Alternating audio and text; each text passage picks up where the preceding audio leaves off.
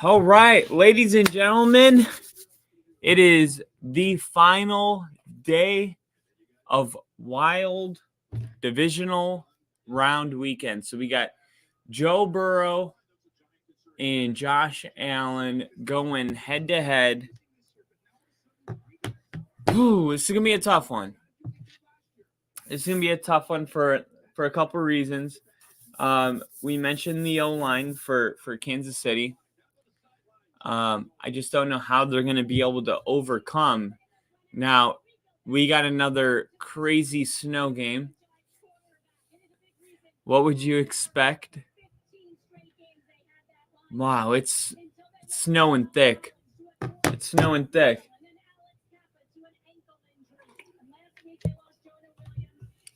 Here it is. They're showing the Jonah Williams and La'el Collins and Alex Kappa all out for the offensive line. So Jackson Cartman, Max Scarping, and Hakeem Ajendi going to take a very important start today, but the offensive line issues with the snow, is that going to help them or hurt them?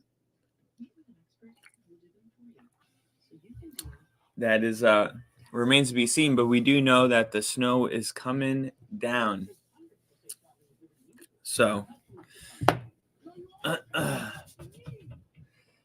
lot of people made the trip to the game this week from the football channel.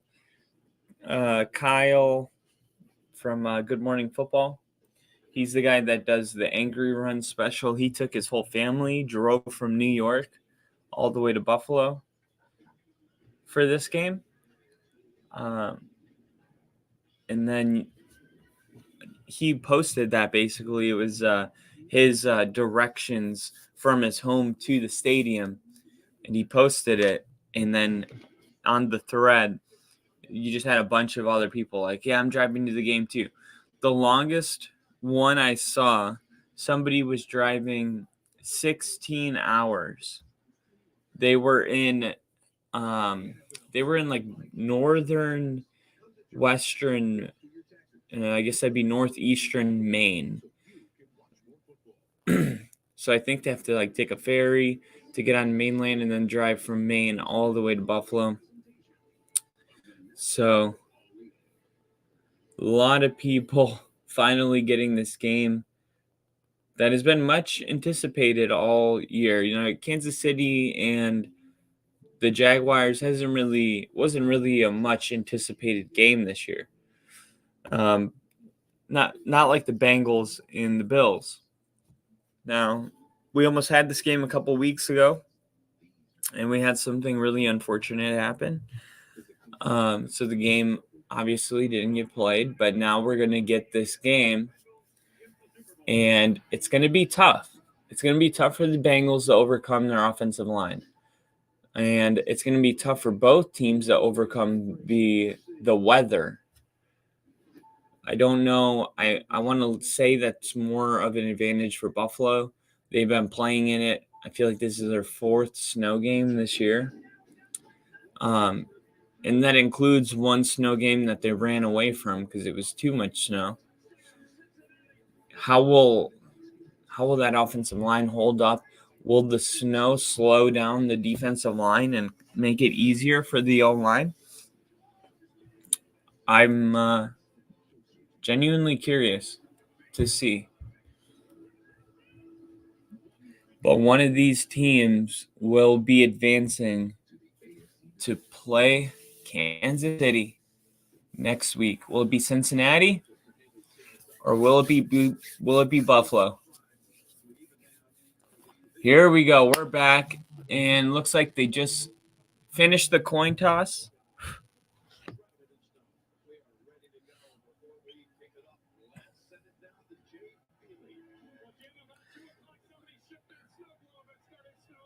Started snowing at 2 o'clock.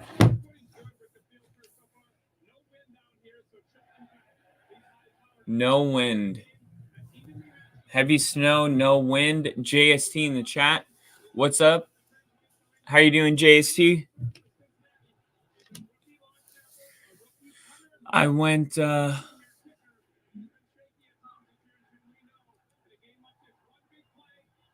right. I'm trying to see who's going to receive the ball here.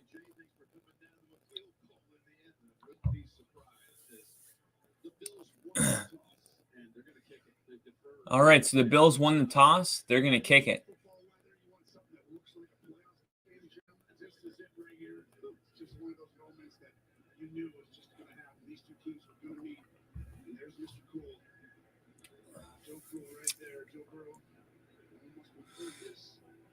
Let's go, Bills. Hashtag Bill Mafia.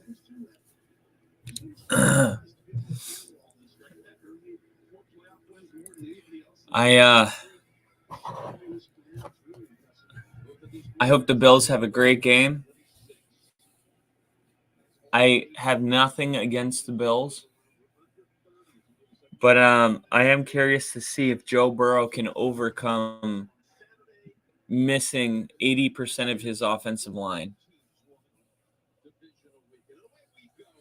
And we're going to find out right away because this ball is going to be kicked off and he gets tripped up and makes it to the 22-yard line. Now here comes Joe Burrow. He's got a 4-1 postseason career record. Obviously, only loss being in the Super Bowl.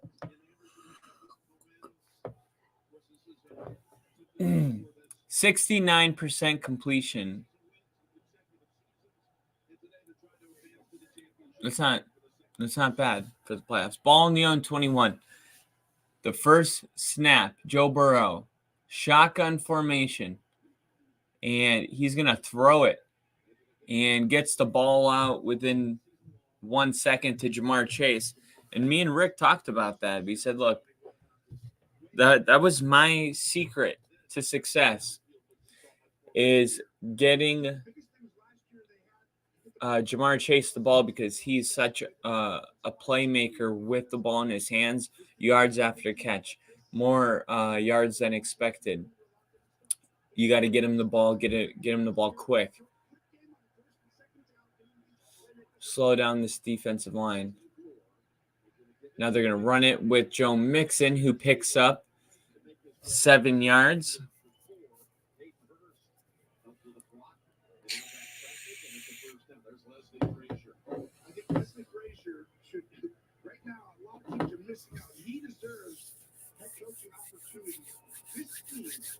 Saying Leslie Frazier deserves coaching opportunities.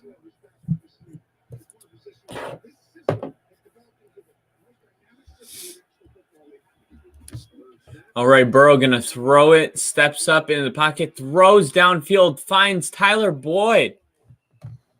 So Joe Burrow in the snow makes an amazing throw. That is a perfect throw.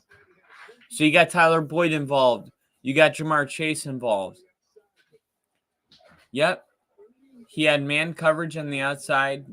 He knew where he's going with the ball the whole time. Under center for this new first down, he's going to pitch it. And wow. Another 10 for Mixon. He fights pretty hard for those.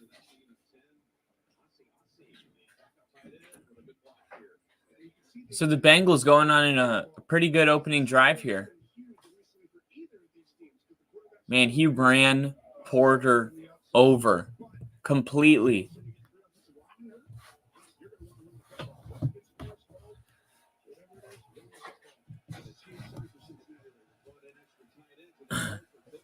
All right, so Mixon is going to take a breather. They're bringing in an extra tight end. 1st and 10, no linebacker. Wow, great job by Joe Burrow. They have a free blitzer for Buffalo, and he sees it, even though it's coming from his blind side, and he throws the ball immediately.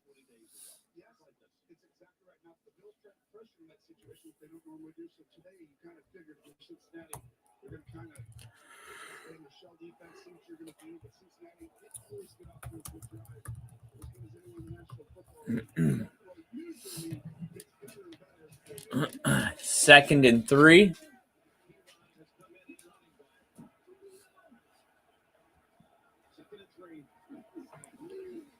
Burrow snaps, steps up into the pocket, throws to a wide open Ja'Marr Chase. Touchdown, Bengals! So the first drive for the Bengals with a depleted offensive line, Joe Burrow doesn't throw an interception. I mean an incompletion. You couldn't have drawn up a better start for the Bengals. Talk about Joe Burrow, ice cold. Look at this. Steps up in the pocket, hits Ja'Marr Chase. He does the rest. That's why I said Ja'Marr Chase needs to get the ball on. See how the snow affects the kicking with McPherson. Extra point right through the upright. So the Bengals take the first lead of the game.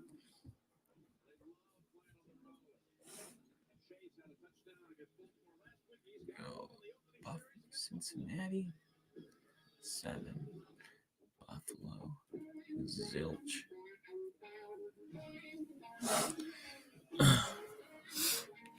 All right.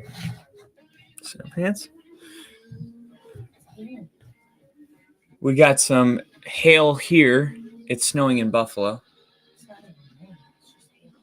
Just chunks of ice falling down. Probably in honor of Joe Burrow, who has ice in his veins. Just the leftovers. All right. Buffalo ranks second in total defense this year. First in passing defense last season, but ended up 18th in points allowed. This was last year. Let's see. 2022. Buffalo had a solid defense for most of the year. Points against.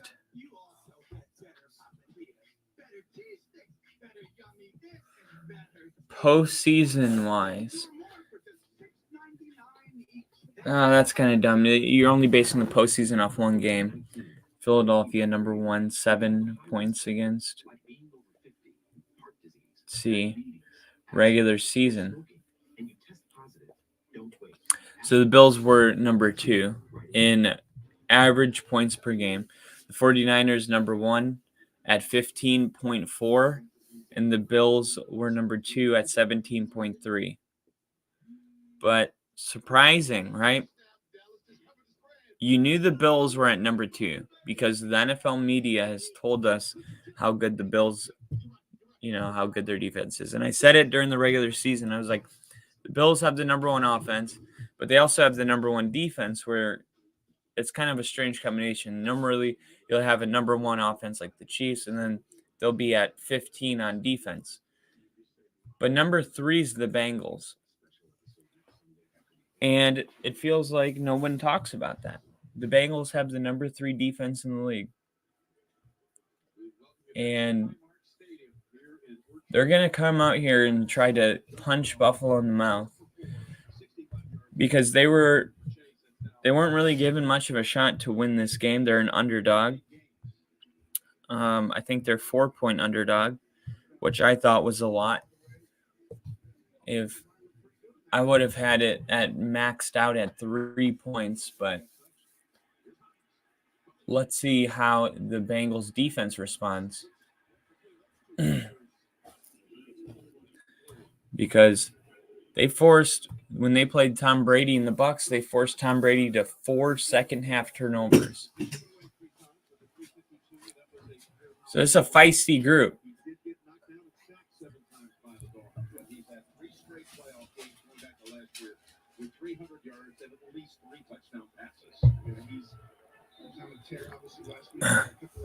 Take your vitamins.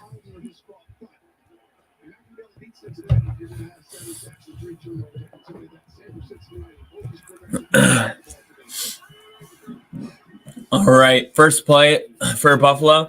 It's going to be a shotgun snap and a quick throw out to McKinnon. And that is good for a gain of 2. Now, how important is it that Buffalo responds to that drive?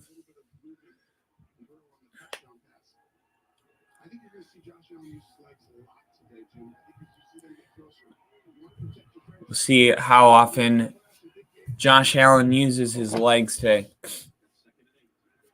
Throw out to the sideline. This one is to Diggs. Complete, but tackled immediately. So it's going to bring up 3rd and 4. I don't even think the Bengals got into a 3rd down on that entire drive.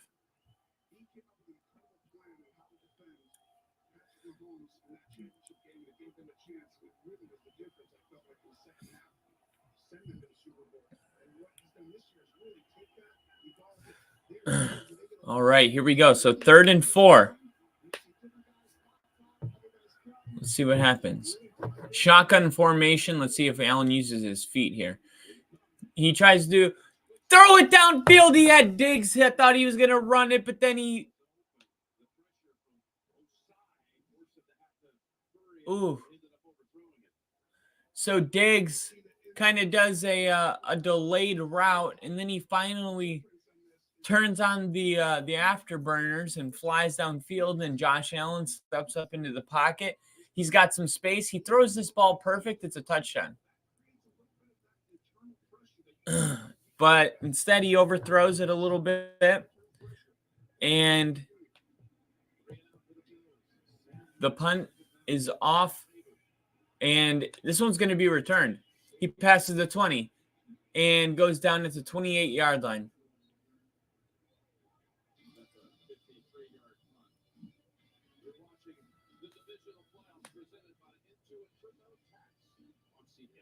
All right, so Joe Burrow coming back out onto the field.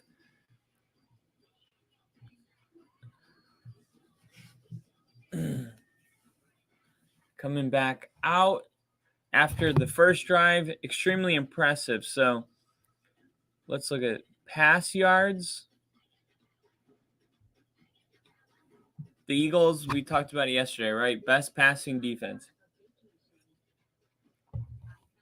The Eagles are at number 1. The Saints were 2. Jets 3. We're the Bills.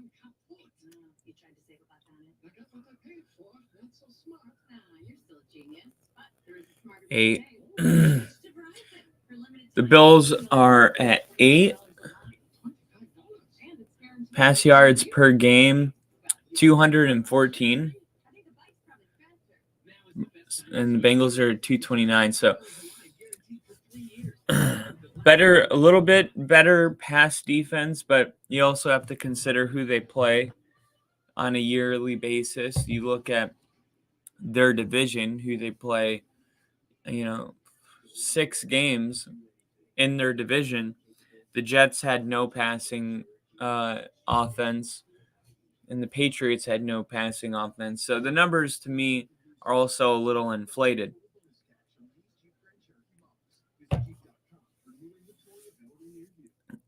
Like, you got the Chargers ranked 1, 2, 3, 4, 5, 6, 7th in passing defense. That's a hard-earned passing defense. You got to go against Patrick Mahomes. The Raiders, they were able to throw the ball pretty well. So you can't just look at stats, man. It's like every stat has a story, and sometimes that story doesn't even reiterate the point that you're trying to make. So you really have to break this stuff down. But you can get an idea of where a team is, right? And we can get an idea that Buffalo's defense has played better than average for the most part of the season. And we know that they need to hold the Bengals here. And let's see if they do it. Liam in the chat, what's going on, Liam? Watching some Bengals, Bills, and Joe Mixon gets the handoff here and a gain of 4. Opening drive was absolutely incredible. The offensive line, I would say they held up, but Joe Burrow also moved around in the pocket extremely well. He stepped up, and it looks like they're in a snow globe right now. Liam said it's snowing here. We got some hail. And the handoff goes to Mixon, who goes all the way to midfield. Joe Mixon. So the snow is not slowing down Joe Mixon. He still accelerates. He picks up the speed, runs through that hole.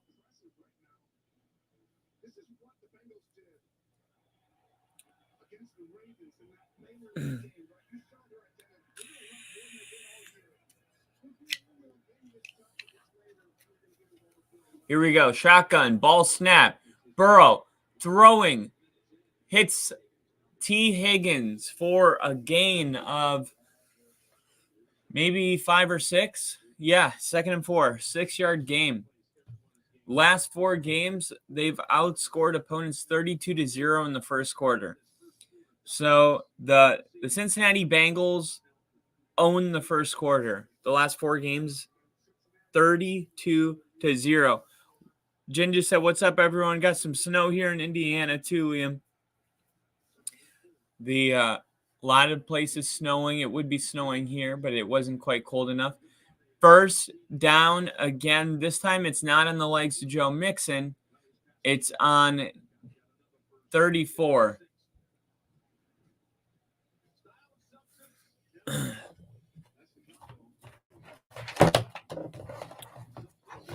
Got ourselves a ball game.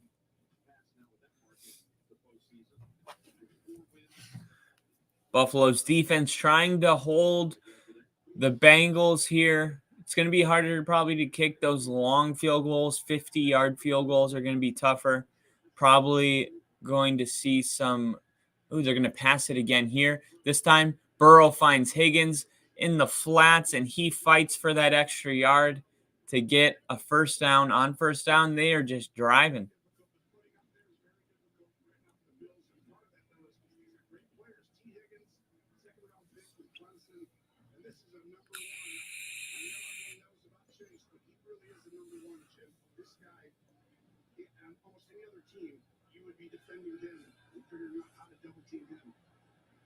Joe Burrow so far, 6 for 6, 80 yards and a touchdown. So how is that for you know what would have never happened? Sorry, I'm getting too excited. But you know what? Me and Rick have a segment where I said Joe Burrow is being disrespected, and he said Patrick Mahomes is being disrespected. How Patrick Mahomes was a 9-point favorite to win.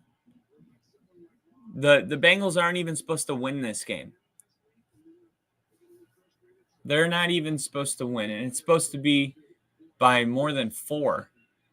They're supposed to lose. So, Pierce, Perrine, picking up an extra. Oh, they're going to spot it a little bit before.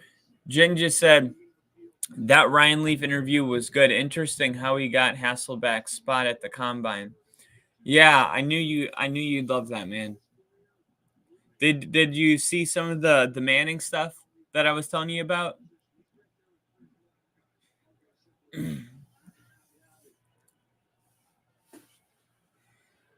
All right. Shotgun formation here for Joe Burrow. And what false start.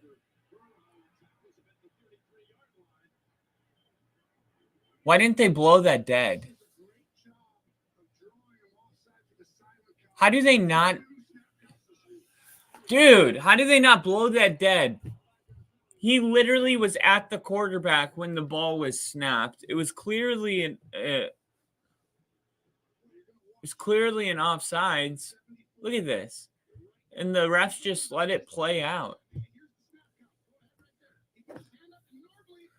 Any other time, they blow this one dead to protect the quarterback. Meanwhile, Joe Burrow has to run for his life, burn a bunch of energy, get sacked. If that was Tom Brady, it would have been blown dead. Throw it to Mixon. Mixon picks up 3. Needed 5. So let's see what the Bengals do. Oh, it looks like they gave him that first down. So that was this is second down now. Yeah, because they got the first down with the penalty. And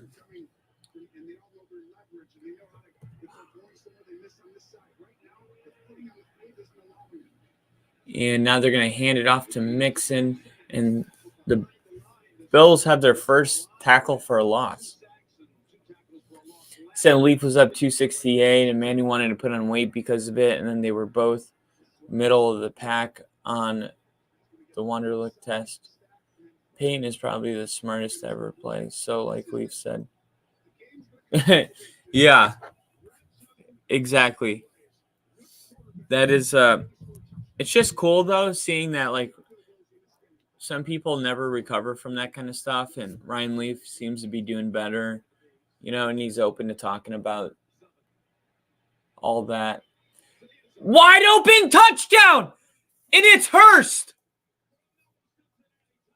Wow. Joe Burrow has not thrown an incomplete pass yet. Put some respect on that man.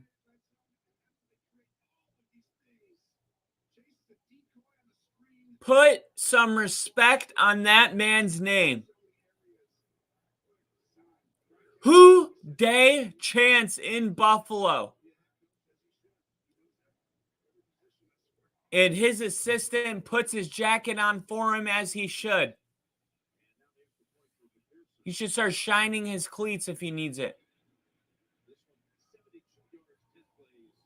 14-0 in Buffalo.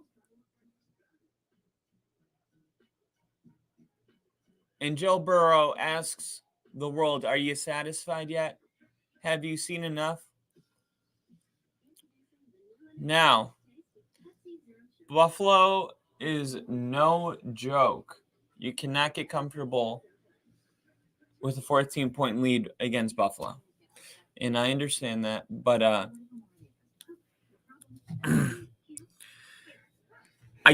what Joe Burrow is doing right now with the offensive line that he has is truly just such an amazing accomplishment. I mean, last week he got rid of the ball on an average 2.5 seconds to help out his offensive line. He got the ball out quick. He had I think T. Higgins' longest pass play was 12 yards. Jamar Chase's long was 19 the entire game. He had no time to do anything. And you kind of think, okay, now they're going to go into Buffalo. Buffalo's got a good defense. They're, top 10 in pass defense, top 2 in points allowed. It's snowing. How is this going to translate? And Joe Burrow looks like he's behind a real O-line, but then you look at these replays, and it's not that the O-line's just a wall. They're getting through, but Burrow's stepping up. He's stepping up into the pocket. He's rolling out. He's throwing it on the run. He's not letting this limit him like it did last week. Defensive stats. Let's see.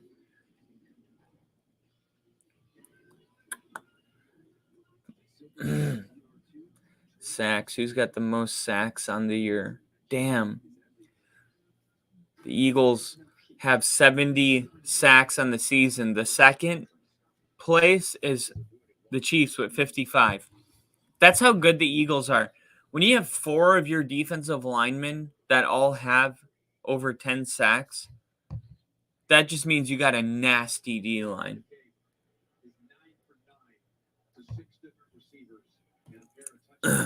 So Joe Burrow, just to update you in case you're just joining us now, he's 9 for 9, 105 yards and 2 touchdowns. He has not thrown an incomplete pass yet. So that is Joe Burrow. Now here come Josh Allen in the Bills.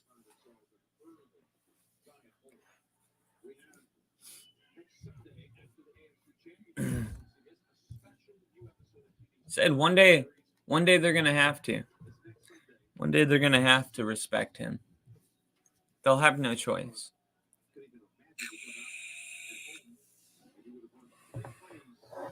Cincinnati. Man, are we going to get a rematch of the AFC Championship? Or does Buffalo get the job done? Wow. And Hilton has a monster hit on Singletary.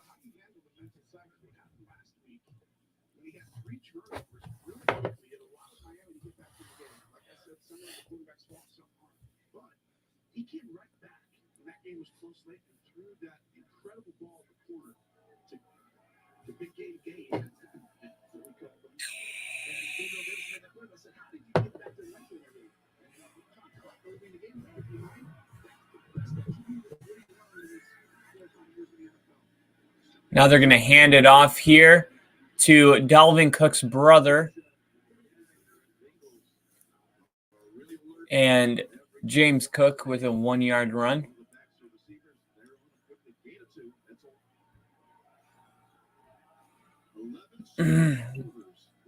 We have seen the Bills struggle to run the football this season. Their leading rusher for the most part has been they're seventh. They're a 7th ranked rushing team, but a lot of that has been with the quarterback. So I think you're going to get a lot of QB spy with the linebackers that are going to contain Joe Burrow. And this time, the ball is thrown, but right now they're ruling it a fumble, and the Bengals have it. So he's about to get sacked. Josh Allen's getting sacked. He's falling to the ground, and he throws the ball forward with both of his hands. And this is going to be interesting. Is a shovel pass with 2 hands considered? Is that going to be considered a forward pass?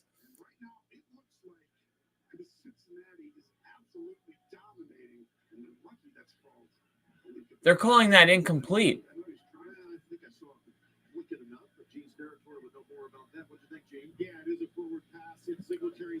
It's a forward pass. Singletary apparently is in the area, so they got lucky there.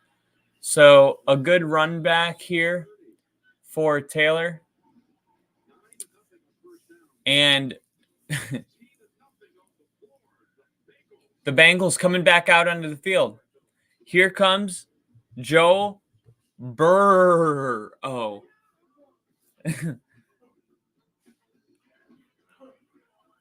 Easily has become my favorite quarterback in the league. I really wish he was mine.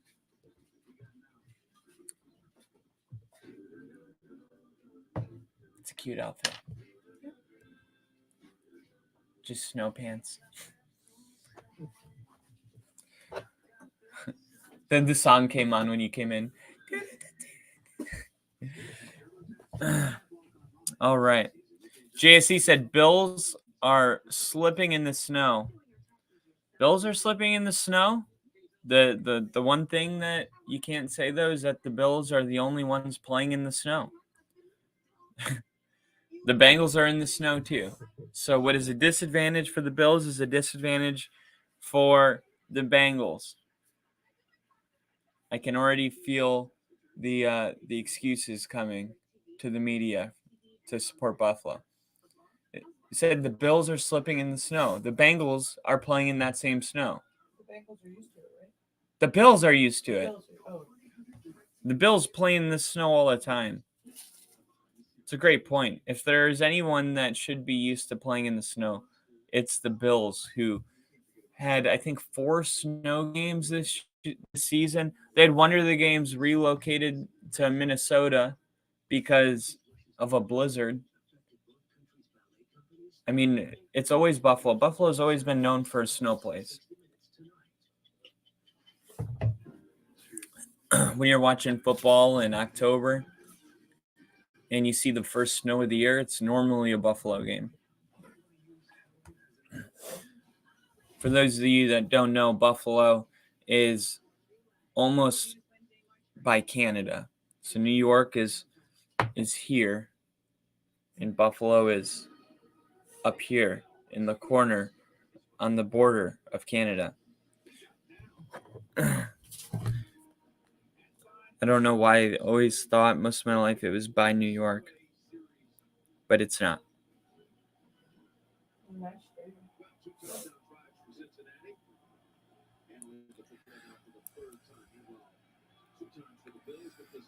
It's right by Niagara Falls. All right, here we go. Joe Burrow. Oh my God. Oh, and the first incompletion of the day comes by a drop. My 8-0 prediction in playoffs is at risk.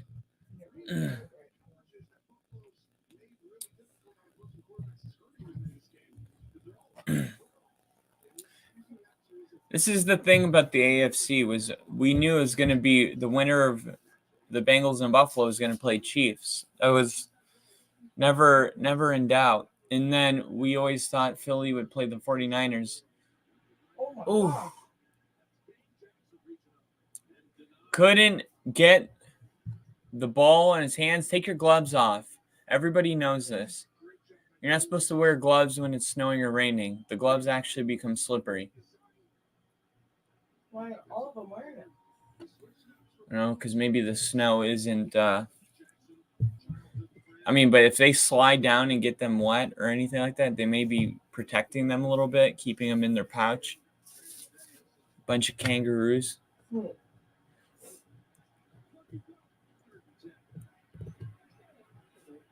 All right. Joe Burrow throwing. Great catch. Great catch. Irwin. Not a name that comes to mind when you think of elite weapons on the Bengals. But look at this. Great route. They're running zone defense. He gets in the soft spot and just stops and turns around, and Joe Burrow already knew where he's going with it. And so far, the Bengals haven't had problems converting on third down, while I don't believe Buffalo has a single third down conversion. They reset the clock. The whistle's blown. The play is selected. Here we go. Is it time for Jamar Chase to get a quick ball? A quick snap and throw to Jamar Chase? Let's see what they do. Jamar Chase on the bottom of your screen. And he tries to hit Tyler Boyd. He almost pulls it down with one arm. I like this though. It just looked like he was holding him a little bit.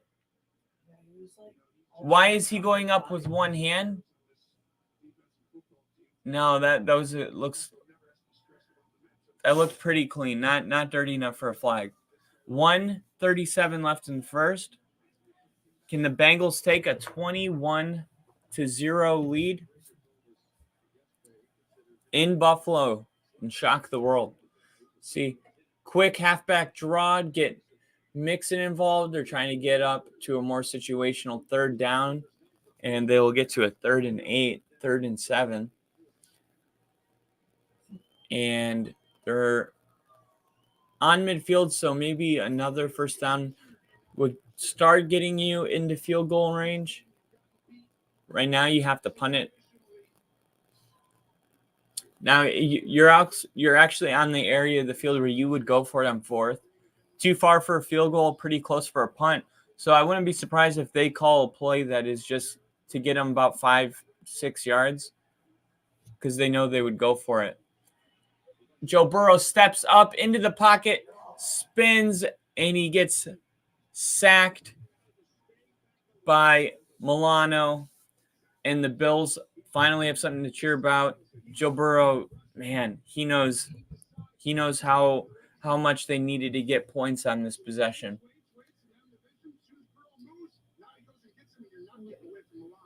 There was no one open.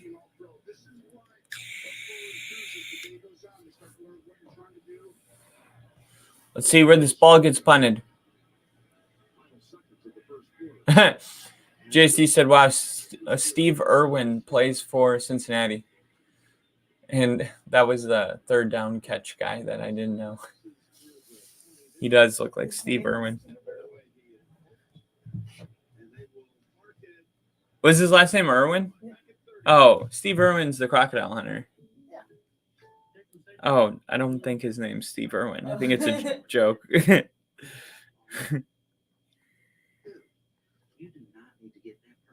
His name's Trenton Irwin.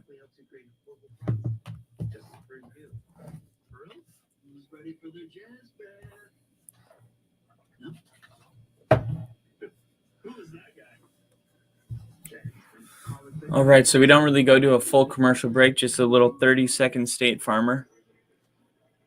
And we're back with 6 seconds left in the first quarter.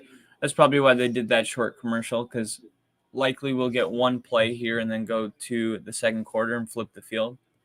160 total yards for Cincinnati, only 11 for Buffalo. Can they get anything going here? And they're going to get sacked. Joe Burrow gets sacked. Cincinnati, that is Bell. That is not an edge. That is not a linebacker. It's not a D lineman. So they throwing some really good blitz packages together to throw off Josh Allen, and it's working so far. Must feel good to be in the booth when it's working. Ginger said, my dad and I would watch Steve Irwin when I was a kid. He was a big part of my childhood. He was the man. Yeah, he was. I mean, you can only wrestle crocodiles for so long. I know, but it's like, like, I can't believe he died. Like, anyone that says that is, like, hilarious. It's like, really? It's not like he was, like, a risk manager, assessor that, like, had a desk job that was, like, always very calculated. Like, you can't believe the crocodile hunter died? No, it was heartbreaking. It's like when somebody dies that's in their 90s, and you're like, I can't believe it. It's like, why? They're 90. Of course, that's what happens when you get old. Like when John Madden died, I was so sad, and I still am about it. But I called my uncle Wolf, and I was like, Wolf, I can't believe it. And he's like, why? He's old. That's what old people do. And it's just like, it hit me. I was like, man, how many times have I said I can't believe it in like the wrong, context? I could have just been like, I wasn't ready for this, something more accurate than I can't believe it.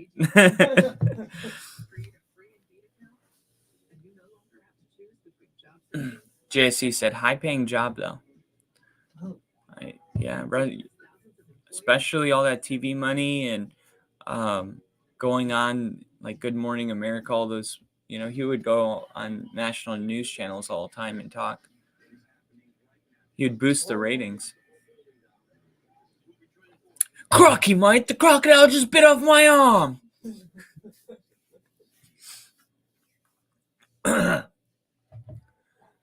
Snow is coming down heavier than ever.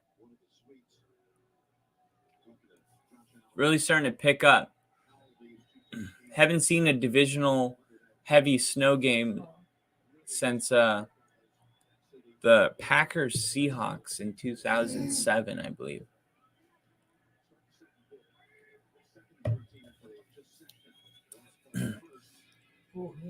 Ooh.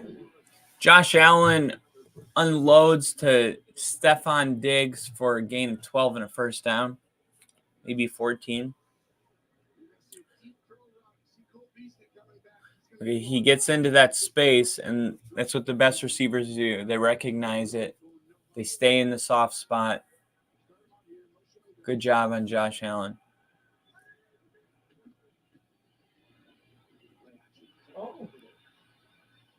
And they did like a play action, and then on the top of the screen, the wide receiver just stayed almost like a screen. And I think he had an option to run it or pass it. And he decided to run it, but it looked like the pass would have worked. So the Bills are moving fast right now, trying to get the Bengals off guard. Beautiful catch.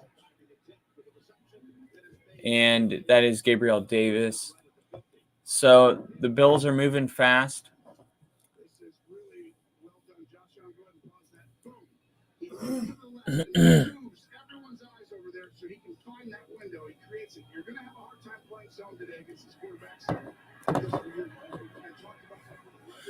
First down, shotgun formation. Ball is snapped. Safety blitz coming. Easy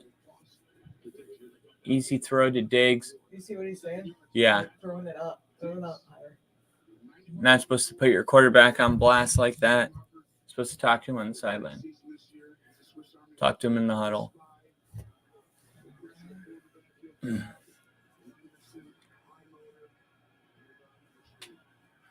Second and 3. Quick throw here. This time it goes to Cole Beasley, who has returned.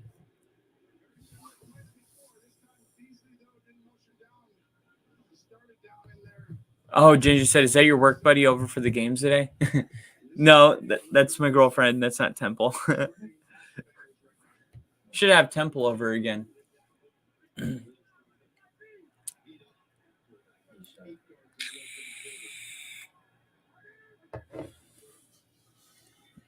Josh Allen trying to avoid pressure. He throws it away before he takes a terrible sack.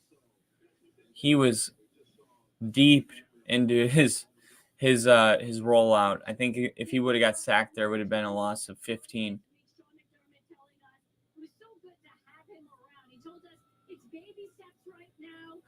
We can't see him. It's snowing too hard.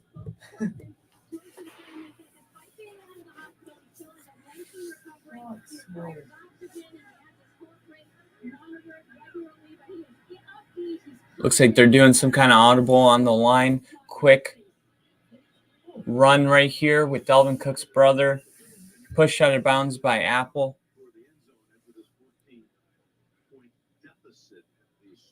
So 3rd and 2 coming up. I feel like if they we're not going to get this, that they would end up going for it anyway.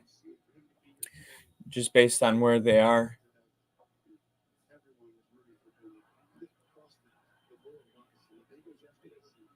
They're 0 for 2 on 3rd down today. Let's see if they can pick up their first right here. They got receivers stacked at the top of the screen. They're going to run it here with Cook, and they're going to be a yard short. So here comes the first big decision for Sean McDermott.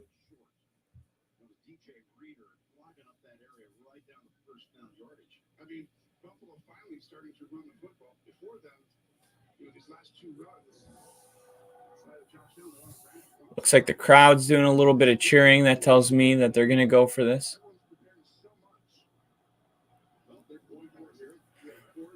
Wouldn't be surprised if Josh Allen keeps it himself.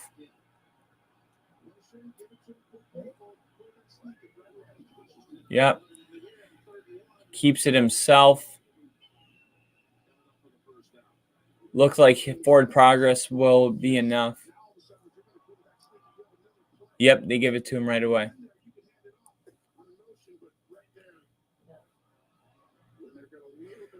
It's going to be hard to stop. Josh Allen, 6'6", 240 pounds.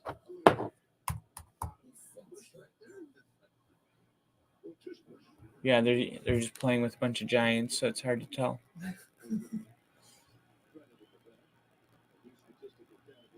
Diggs in motion. Look for them to take a little shot here to Diggs. Steps up, trying to keep his high. Oh, now he's going to run it. The ball comes out at the end, and the Bengals have it. I think they're going to rule him down. He looks like he was down. There's a flag on the play. Let's see where that is first. Okay. It's going to be holding on Ryan Bates. So none of that matters anyway. They're going to back it up 10 yards.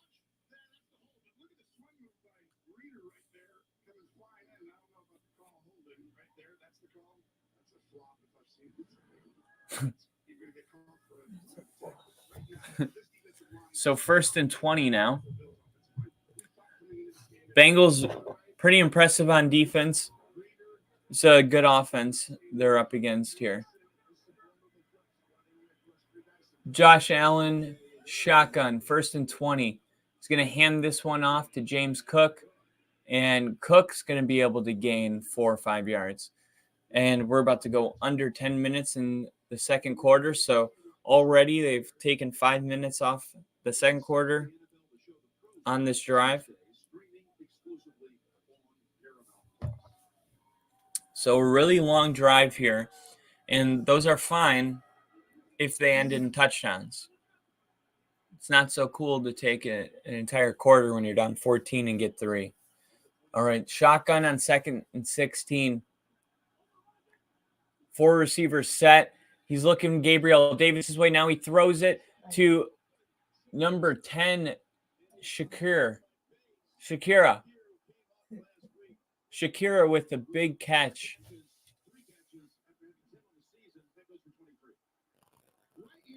Oh, baby, when you talk like that. I used to literally, it was like, I was cringing before I even knew that was a word to that song. Like, why did she sound like that? Shakira, you missed it. It's all right. Josh Allen's going to be under center here. 1st and goal. This is the red area. It's going to be important. And they shut it down. Good defense there.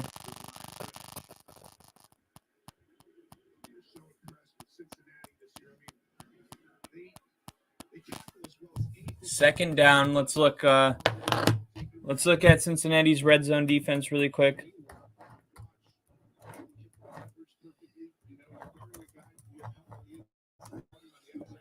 The Bengals red zone defense, 35.3%. Only 3 touchdowns in 13 red zone trips over the last 4 weeks. Oh my gosh. And takes about 5 Bengals to get Josh Allen down, and forward progress probably going to take him all the way to the 1.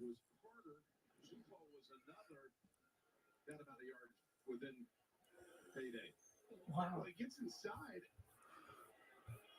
and by the end, he gets pushed away. But they're going to use his legs in the red zone. You know that. In big games, they always do that. But just the strength and Morris and Oh, here it is. Third and goal. Was there a big third and goal? 3rd and 1 from a goal line last week. I would run it with Josh Allen if I was a quarterback. Yeah, that's what I would do. First touchdown for the Bills, and now it's a ball game. So, Ginger said my hips don't lie. I'm just going to leave this up here for people that come in to have zero context and just see that.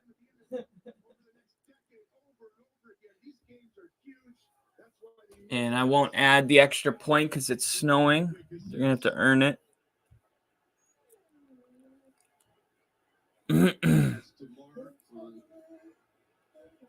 Reaction to that touchdown. Standing and applauding. Josh Allen, who had 7 rush touchdowns. All right. Snap, hold, kick on its way, and good. So we got 14-7. And Joe Burrow will get a chance to touch the football next. He's got 2 touchdowns on 3 drives. Let's see what 2022.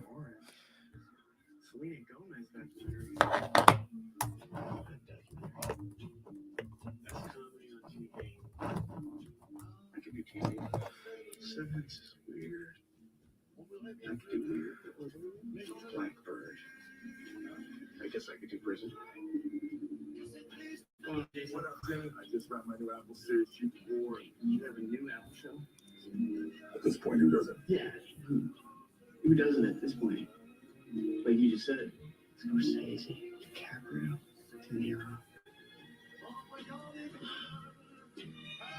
So weird Apple TV commercial. Call me.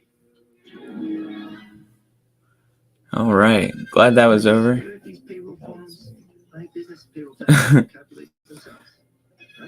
Very intriguing on where it's going. Very weird. I felt like there was no. Yeah. They have to do that now because of TikTok. People's brains can't follow like a subject, so it just has to be a lot of nothing. A lot of different things pulled together. And A lot of nothing.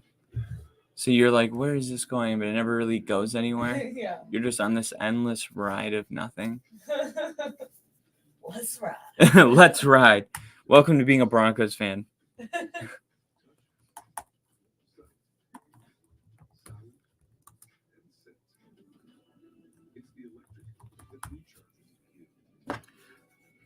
Here we go. Pro Football Reference is really good for having a bunch of stats.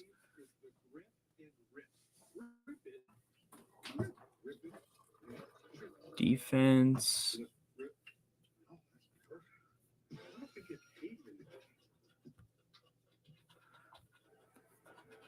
Well, Josh Allen converted on stakes on a 4th and 1, and then 3rd and 1 away the goal line. Also, 5 for 6 for 66 yards on that drive. We're back in Buffalo. I think the last 2 times, or the first time, no, I'm thinking of the punt returns. We did see a return on the last kickoff. This one will not be returned. So the Bengals will start this drive on the 25-yard line. Let me get here.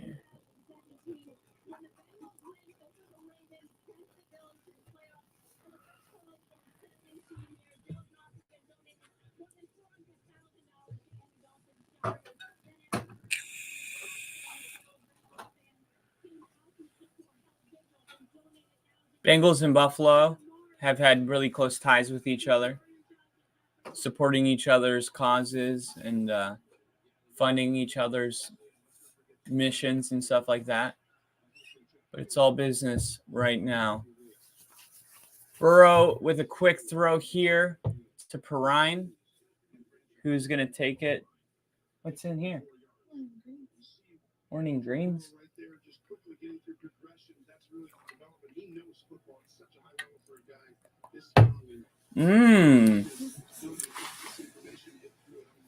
Love morning greens. Help me. 2nd and 6.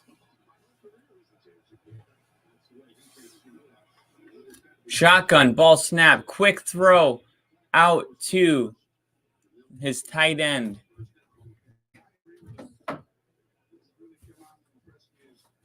I'm starving. What do you want to do for breakfast? Want a rice cake and all that? That dinner? I'll just wait. You want your food stuff?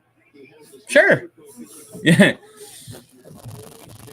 6 minutes and 12 seconds left. Here we go. First down. Average yards per play for the Bengals, 7.1. 4.6 for Buffalo. And a big run here by Mixon, a powerful 12-yard run. Wow. Mixon is running with a purpose.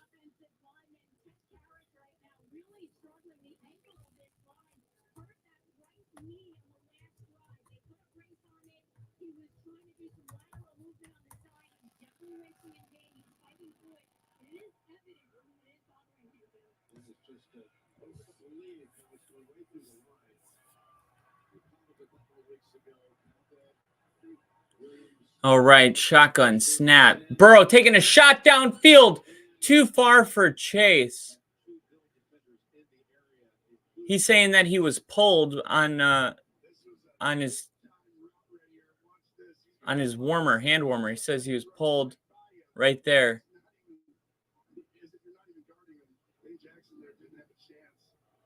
We haven't seen that deep ball nearly as much for Chase this year. His average per catch is down this year about 6 yards per catch in this rookie year when he was the offensive rookie of the year. So now that's going to bring up what we got here. I believe that was first down. Yep, 2nd and 10. And it's going to be a throw to the middle of the field, and it's Hurst again.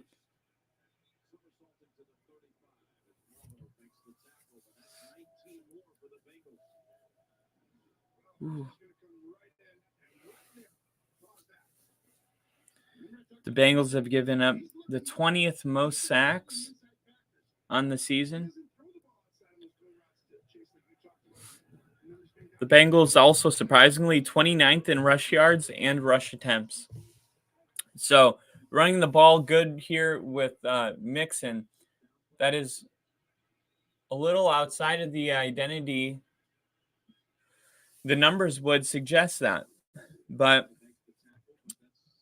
Joe Mixon is a really good player, so it makes sense. But he was injured for a little bit, and when you have the best receiving core in the NFL, it makes sense that you would be a pass-heavy team.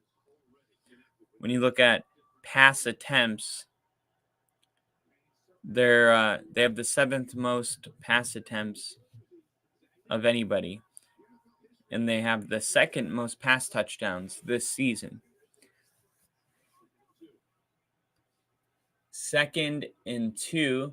They're going to run it here with Perrine, who's going to take it into the red area, the red zone, as we call it.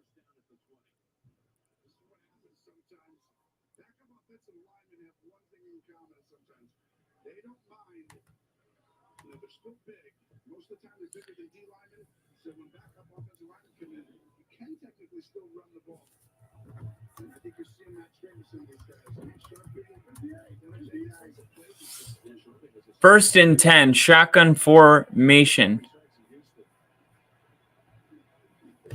And he's going to throw this one into the ground. He had literally pressure from the moment he snapped it. And Joe Burrow asked his offensive line, literally pointed at the free runner and said, why is he unblocked? So Joe Burrow keeping that offensive line honest, holding them accountable.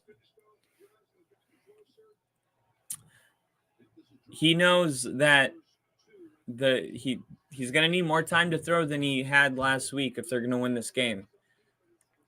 2nd and 10 on the 20. He's going to hand it off to Mixon. Mixon finds a hole and gets 5, maybe 6 yards. Good tackle there by 30. That's Jackson.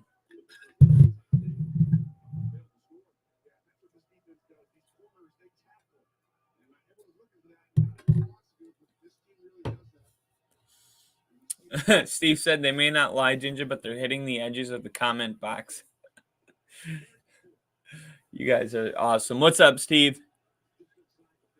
Good to have you in here. Joe Burrow. Well, we're going to have a timeout here. We're going to have our first timeout called on 3rd and 4. And I think this is a good timeout. There's 2:45 left in the half. And you're in the red zone. You want to turn this into a touchdown. You got to make sure you're in one of your best plays here.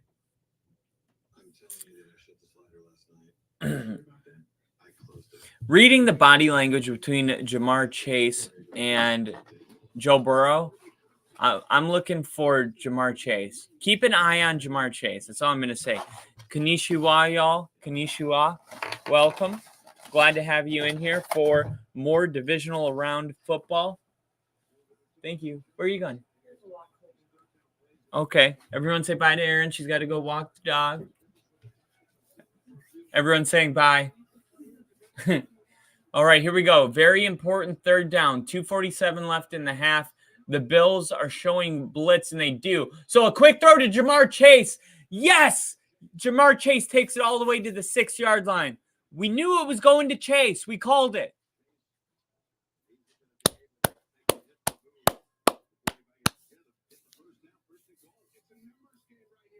We called it, guys. We're on a roll.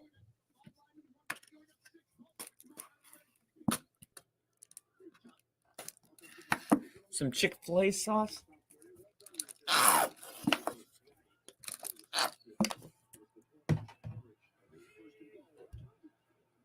Now they're going to pitch it here to Mixon, who gets 1 yard somehow. It looked like he was going to get stopped in the backfield, and he was able to pick up 1.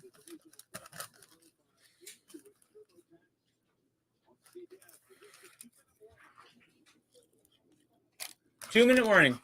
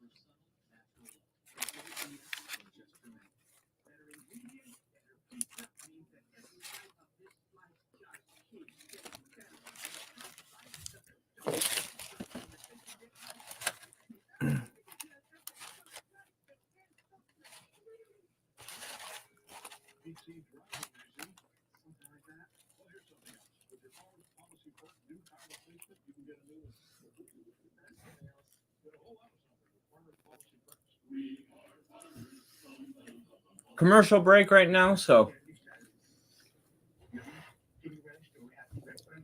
I don't want you guys to think that you're missing anything. I'm eating the I'm eating the wings that were too spicy to eat yesterday. And they're starting to hit. They're starting to hit.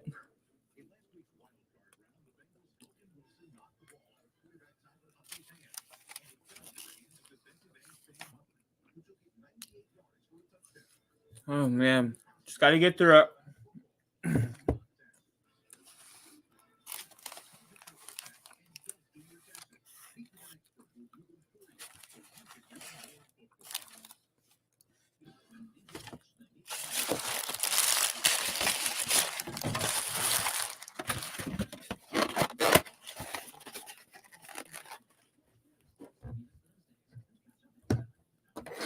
Oh, my gosh.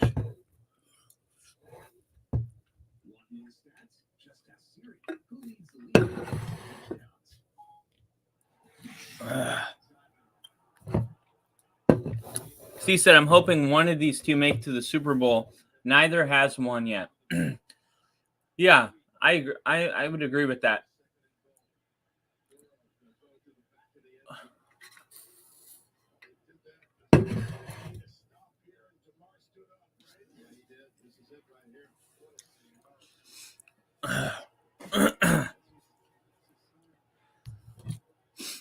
All right. Here we go. The train horn's going off. Must be third down.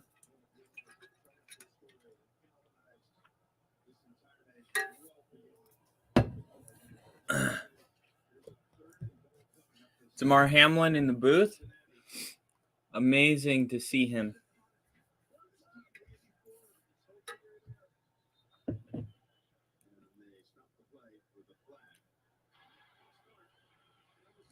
False start.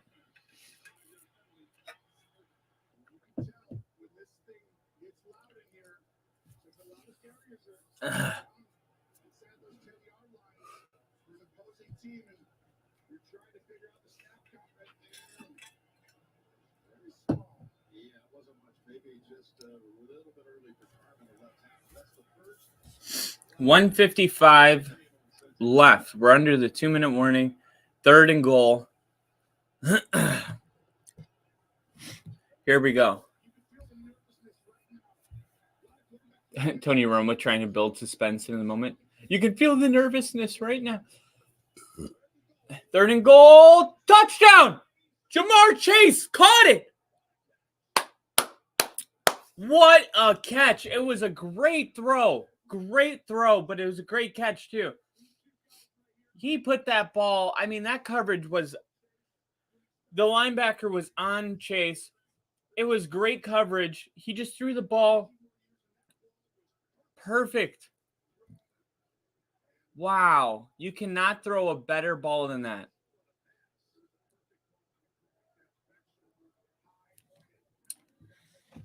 Joe Burrow's an amazing player, man.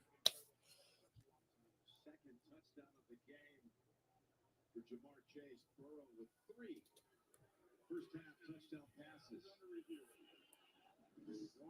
Under review right now. 1, 2, 3, 4, 5, 6, 7. Oh, we're looking at the ball actually. Okay, the ball. Gene, you're the one that has the trained eye. What do you see? Well, the feet are really good, as we've seen, and I think what we're looking for right now is the football, and does he have firm control? The ball does move, but as he's backpedaling, he still has to have that firm control, right, with 2 feet in bounds. This is very difficult because the ball's going to move right here. Milano reaches in and pushed it, so the ball is... They're looking right now at this play. It's going to be interesting because the feet are in, but as he gets out of bounds, the ball kind of comes out, and then he protects the ball and he re-gets it. But if he got 2 feet down and had control, right there, he's holding it against his body with 2 feet down.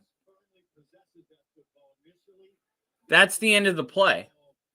The moment he has possession in the end zone, the play ends. It doesn't matter that when he went out of bounds, He's got to secure that ball. I feel that the ball continuously moves throughout that process. And my feeling is that they may overturn this to complete as a result of that. Remember this. Wow. I'm so sick of the frickin' replays slowing shit down. Steve said no catch.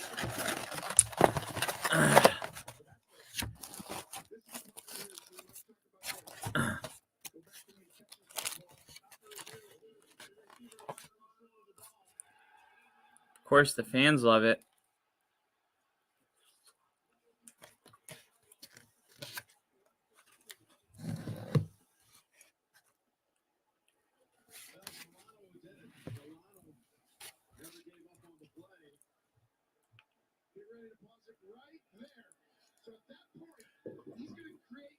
So he has possession. I don't know. So they have to go field goal instead of McPherson. 15 for 15 in his postseason career. It's just second year. He was such a star last year winning games. It's Tennessee and Kansas City, the son of the Super Bowl. This is 28. McPherson's pick is McPherson's good. Defense jarred it loose. Good play in the linebacker. Sticking his hand in there. I guess I just have this I have this feeling that if more plays got slowed down like that, I don't know if that type of replay, going this slow, is good for the NFL. Because we review, of course, we review the touchdowns and things like that. But if that same play would have happened on a 3rd and 10, 3rd and 12 or something for a first down, I have a hard time believing that it would have been challenged or anybody would have thrown a flag or anything like that. And I just wonder how many plays, if you slow them down like that, would get reversed, that we just play through. Because, yeah, it passed the eyeball test. Great throw, great catch. Next play. And then when it's a touchdown, it's like, wait, slow this down to, 200 frames per second. And I just think it's so hard to to play that way? Like, when is the replay review, in your opinion, when is it too much?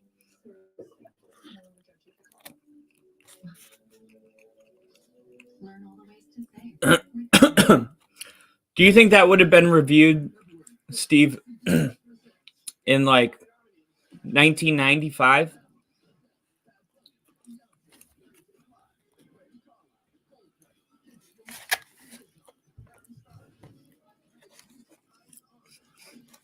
Or do you think a play like that would have been reversed in the early 90s?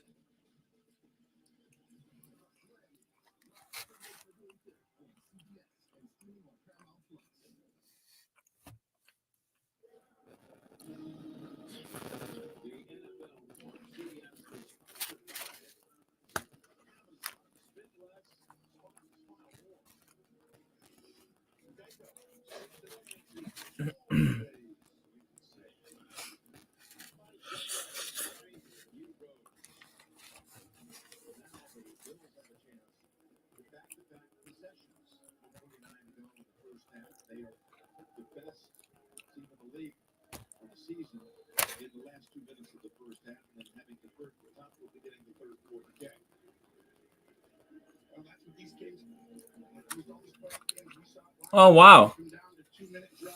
I didn't know that.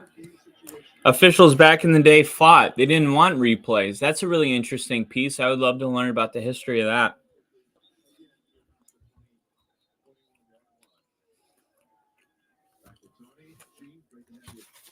I think I'm on that side, though. I'm with the refs.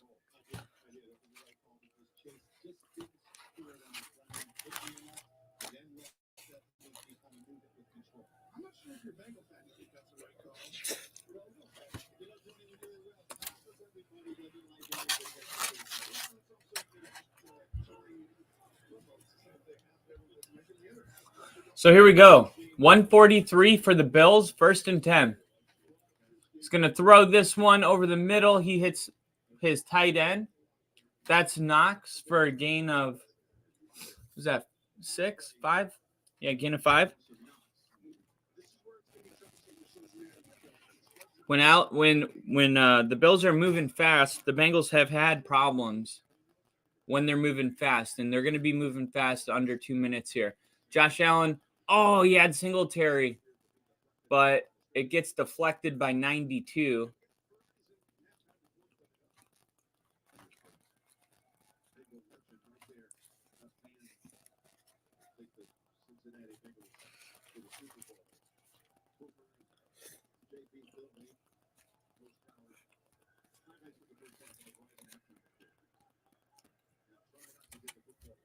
Wow. 2 touchdowns and a field goal scored in the last 2 minutes. Quick throw. Josh Allen finds Knox again. Lined up against Bell.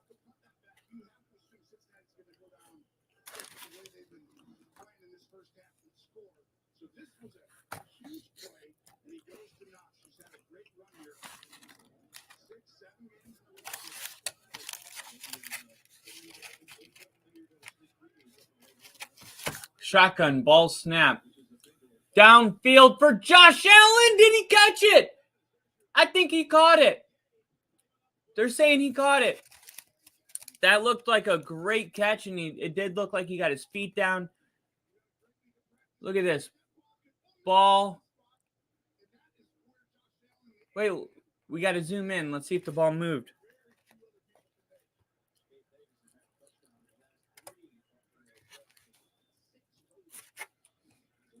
Oh, tip ball.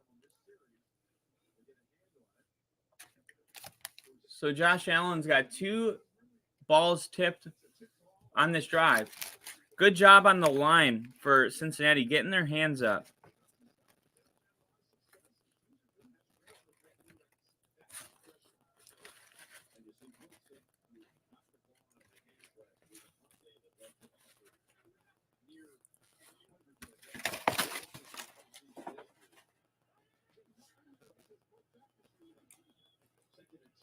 Allen looking, throwing, tipped. Oh, almost picked.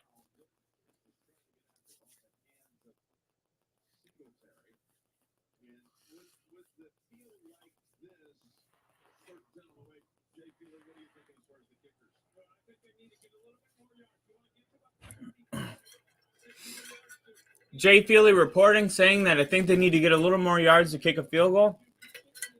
It's 3rd and 10.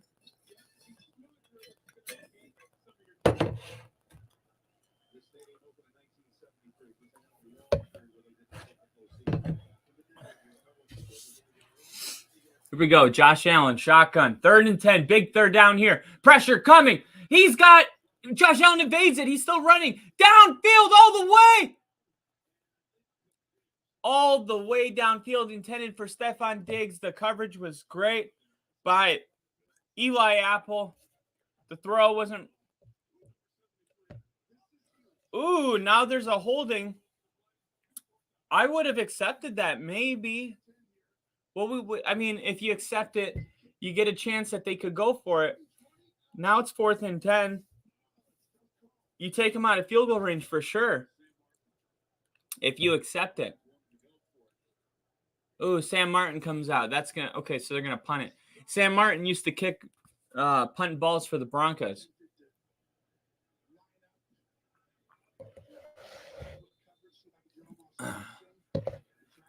Steve said, I feel like if you have the technology to call correct, we should use it.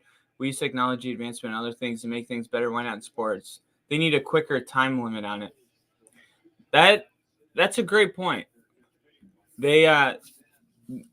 I was talking to my brother about this. We have the technology to not need officials on the field.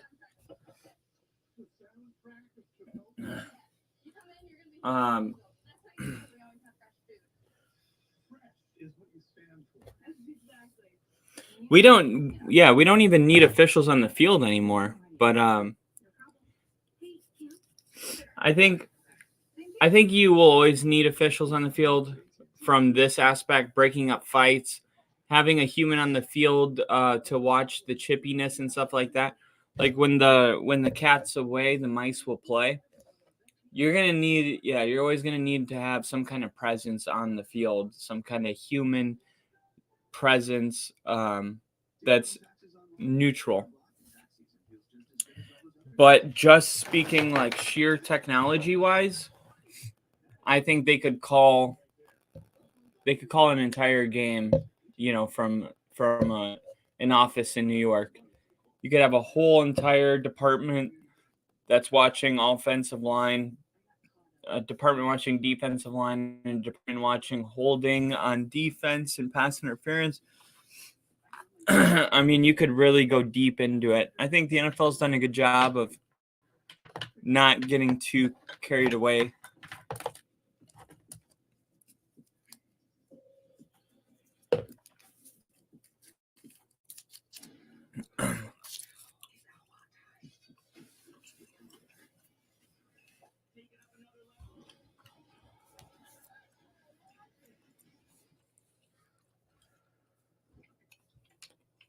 How can you be sure you're getting the right deal? I have to talk to my bestie.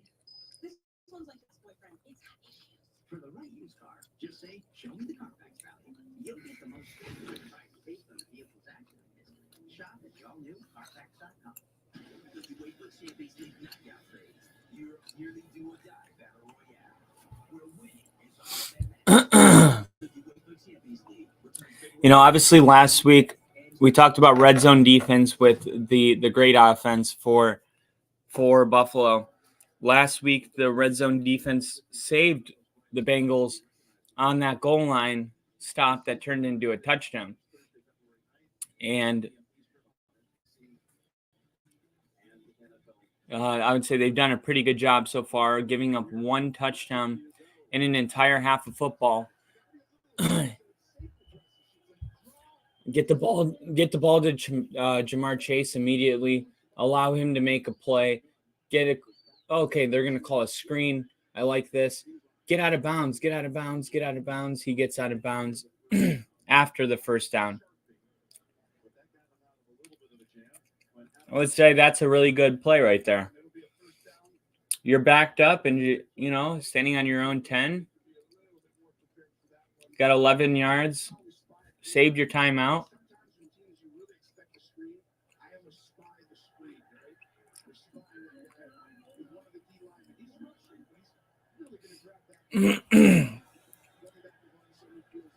Shotgun here, 32 seconds and counting. Another screen. This one goes to Perrine. I'm sure they'll burn a timeout here. And they do. So they get 5 yards on that play, but more of a waste of time than anything.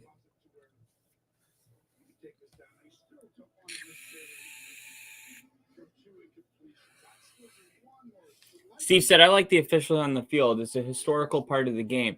If anything, maybe it's time to add 1 or 2 more. The game has become much faster and complicated, leading to way more rules now. Wow. More on the field. That would be interesting. That would be interesting. I'm sure there would be some drawbacks. Maybe more penalties would be called.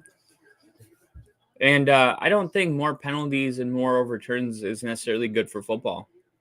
I think sometimes people like to just see things play out.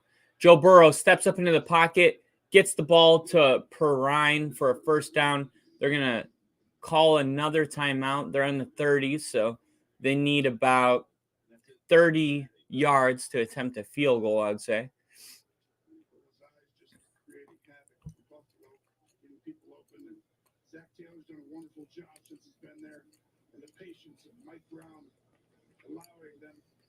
Steve said, have a time limit on the replay calls, at least one more official, and hold them accountable to their batched calls. That is something that I can get behind. Hold them accountable. Well, I mean, you hold the players accountable. You saw how much money the players just got fined. You had Tom Brady get fined for tripping.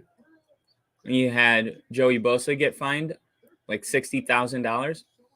Hold the refs accountable. Here we go. Shotgun formation. Joe Burrow is trying to take a shot. He's going to run with his feet. And why did he do that? Why didn't he get out of bounds?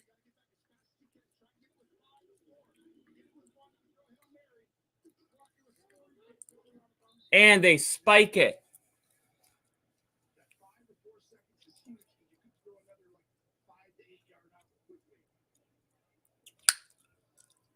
I can't believe he didn't get out of bounds. Joe Burrow.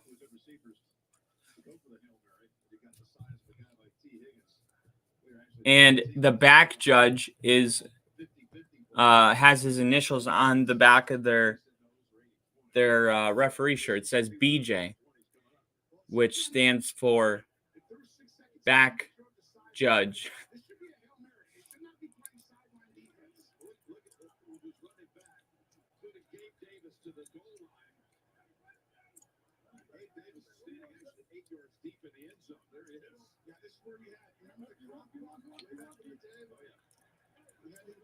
Gabriel Davis is standing in the end zone, protecting the potential Hail Mary.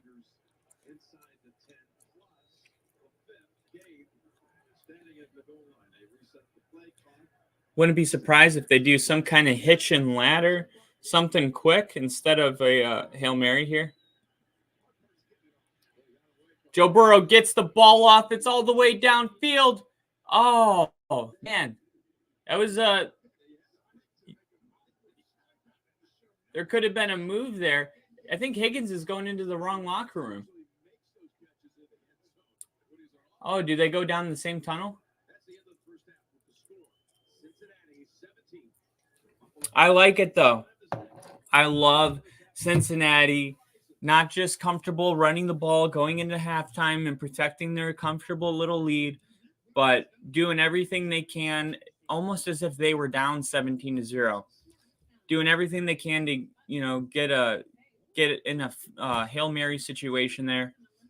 It just shows that they're not comfortable with their lead and they want to keep their foot on the pedal. And I think that is just I respect that out of Zach Taylor. There's nothing more frustrating than when you're playing a good game and you get conservative, but really you just change your whole entire approach, and then you wonder why teams start coming back. It's like, hey, it's not broke, don't fix it. Right now, you got your foot on the throat of the Bills. Let's put some pressure on it. And this mom, well, she's setting an appointment here so her son can get set up there to start his own financial journey. That's because these moms all have Chase. Smart bankers, convenient tools. One bank with the power of both. And I wanted, let's see, Steve said they also need to reduce the amount of petty calls on holds, pass interference, etc. The ones that are petty, call flags on the more obvious ones that warrant it. I agree. And sometimes you look at these replays and you're just like, how did that get called? And it's really frustrating because you've seen it. Holding is a 10-yard penalty. That is a big deal on, 3rd and 12, and they throw an incomplete pass. Or they have a completion and there's a holding. It's like, okay, now it's, instead of first down, now it's 3rd and 22, and you're pretty much screwed. It's a huge penalty. And good job on Cincinnati. We mentioned they got 3 people on the offensive line that are not starters. And this was a really rough deal for them against the Ravens last week. Joe Burrow has not only had more time, and he's done a lot of it with his feet and moving around the pocket, but there also hasn't been holding calls on those young guys against a good Buffalo defense. Sometimes you're trying to protect your quarterback, so you just hold him. You hope it doesn't get called, but you take your chance because if I don't hold this guy, my quarterback's going to get lit up. You haven't seen that.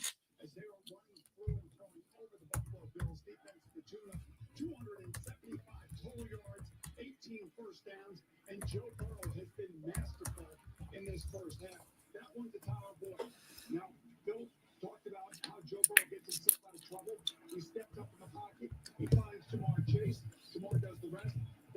Obviously, you guys know this, but specific refs have specific trends. You'll have refs that are known for calling specific penalties more than others, and those are things that can be studied over time.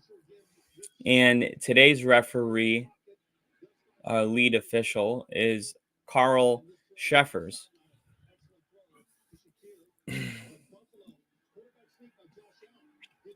Sheffers has led the NFL in penalties per game in each of the last 2 seasons.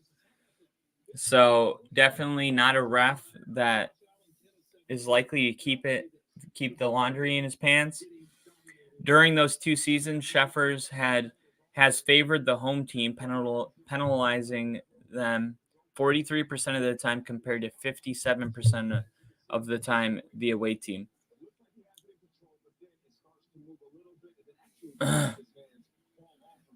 Since 2016, home teams are winning at a rate of 61% in games officiated by Sheffers. Crazy, right? That's only real quick. The chat, Steve says that's only because Zach called me and asked me what he should do, and I told God for a Hail Mary setup. Let me see. Oh, why is everything so tiny? I can barely read. My screen shows everything really tiny. I would like it to be bigger. The check down has been there, and Joe Burrow to me has been more patient, and the weather has negated the pass rush. The weather's a factor in this game. Yeah. The end of the first half tells you all you need to know about who the Bengals think they are. Oh, there we go. They get the ball on their own 9-yard line. There's 40 seconds. Steve said that's only because Zach called me and asked me what he should do, and I told, duh. got for a Hail Mary setup. Go for a Hail Mary setup. I think you're saying the head coach asked you, Steve, what to do in that situation, and you told him to go for a Hail Mary setup. That's how I read that. So the head official for this game has a lot of people saying that a lot of stats that back up the fact that he favors the home team. He penalizes them less. They have a win rate since 2016. The home team has a win rate of 61%, officiated by Sheffers. Home teams have a 10-6 record with Sheffers in 2022, so this season.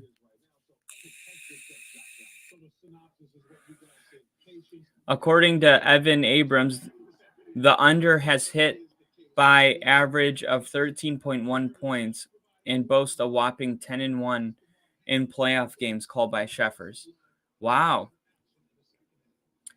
And you saw that touchdown taken off the board. So maybe Sheffers getting paid on the side to make sure that the under hits.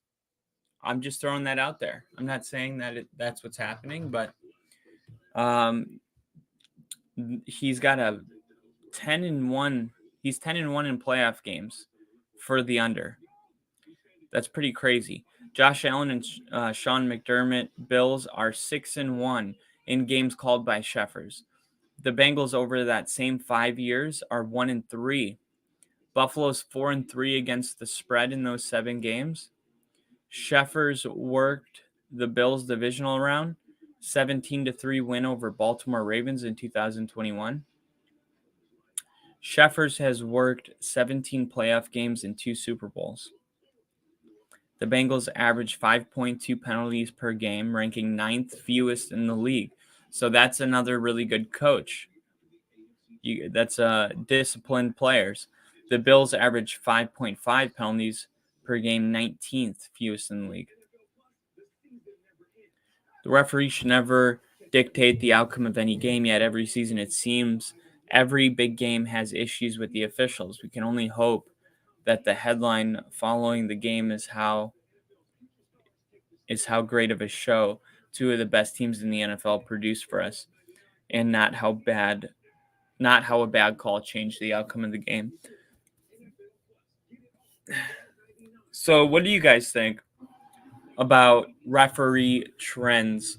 I would say a lot of these weren't that, they didn't jump off the screen to me, but the one that did for me was that the under has hit on a whopping 10-1 times in a playoff game since 2010. To me, that is like, wow. But that may also just be because when you throw a lot of flags, naturally, you make it harder for teams to score. So there would be less points, and he leads the NFL in penalties per game in each of the last 2 seasons. So I think that just may be a direct result of him throwing more flags. And who knows when Jamar Chase, when he had the ball with both his feet down and he was pinching, he had the ball, I think it was against his leg. I mean, maybe there's another referee out there that would have came back and called that a touchdown, but not Sheffers. And all of these, analytics on him kind of point that he was always going to overturn that. If there's a 50-50 ball, I would say this guy is going to lean towards not taking the points or the first down or the big play. If you see a big play, maybe you'll see a holding or something to negate it. Steve said the refs are untouchable. They have no consequences for their action, not able to be fined or suspended. I lost respect for the officials when they boycotted coaches' flags for extended replay options, and they denied every flag in the protest. The NFL did nothing to them on any of those calls. 360 virtual camera in the Audi Q7. So, what year did that happen? That's interesting.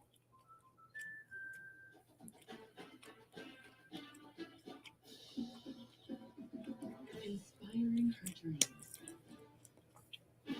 and helping her pursue them. Check that out. Protect your house and your car because we know you're the launch pad for their dreams. And now you can save up to 23% when you bundle your home and auto. American Family Insurance. Get a quote or find an agent at amfam.com. Drive good means getting outside for a nice drive, but also a nice. That was the year after the Cowboys-Packers playoff game. Oh, okay. Complimentary membership with every new Honda. Yeah, that was just insane. And that was kind of the beginning, Steve, of what I've been talking about when I talk about slowing something down, and not the Jamar Chase thing. Like, you could see the ball was moving. Okay, I'll give you. But there's been times where they slow something down so much, and then they come out onto the field and they tell you that your eyeballs are lying, and this is what happened. And everybody, like the Dez Bryant catch, I even call it the Dez Bryant catch because he caught the ball. And those are the type of plays where I'm like, maybe we shouldn't slow things down that much. Maybe we should also like ask ourselves, like, hey, what is this? Show the play. Okay, yeah, that's a catch. Don't slow it down so much, and then get so deep into your rule book that you're gonna tell everybody sitting at home watching the game that their eyeballs are lying. That what you've known your whole life to be a catch is now an incompletion. Oh, yeah, and by the way, the game's over. It's just not good for football.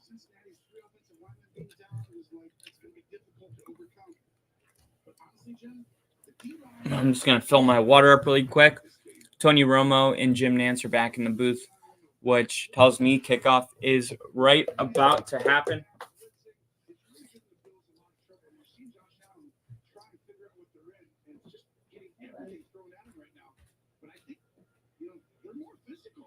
Cincinnati right now is winning up front in the trenches on both sides of the ball. And that is concerning because that doesn't really change.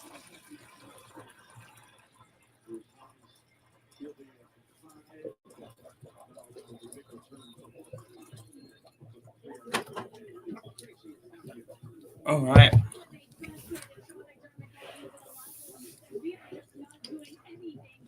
Sean McDermott said we're not doing anything good enough. We need to affect the rhythm of their offense. We need to get pressure. DeMar Hamlin came down from the box and went into the locker room.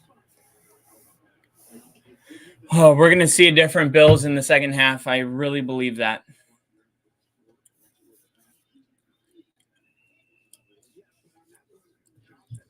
All right. First down is going to be a gain of 4 or 5. QB comparison in the first half. Burrow, 18 for 27, 86 yards, 2 touchdowns, 0 picks, 21 rush yards. Josh Allen, 10 for 17, 111 passing yards, 0 touchdowns, 0 interceptions.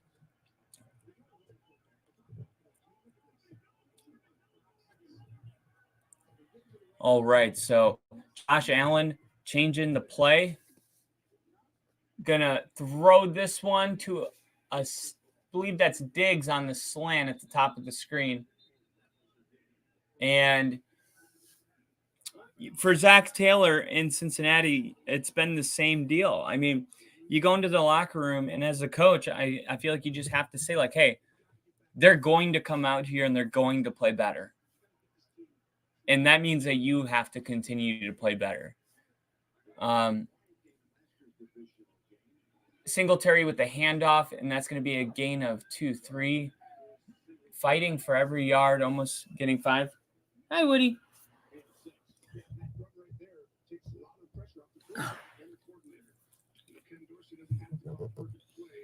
2nd and 4. Ken Dorsey calling the plays. The infamous attack that he had.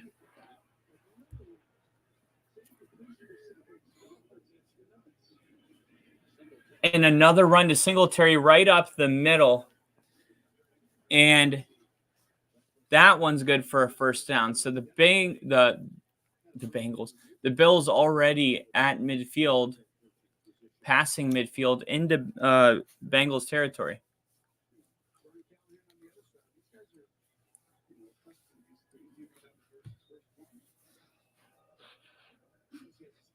Smell like dog.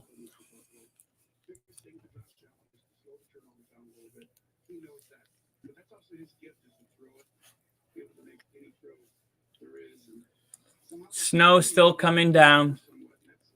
Pretty heavy. See what's going on here. So the refs are trying to get the clock fixed. There's no play clock or game clock ticking. What is going on? If you're Buffalo right now, this is so frustrating. You got some good, good pressure going on the Bengals. You got them guessing what you're going to do. Then you slow the game down. And now look, he avoids a sack and throws it. Oh my goodness, he hits a wide open receiver. Wow. He avoids the sack, and then there's a wide open Buffalo downfield. He throws it, steps up, kind of sidearms it. Perfect pass.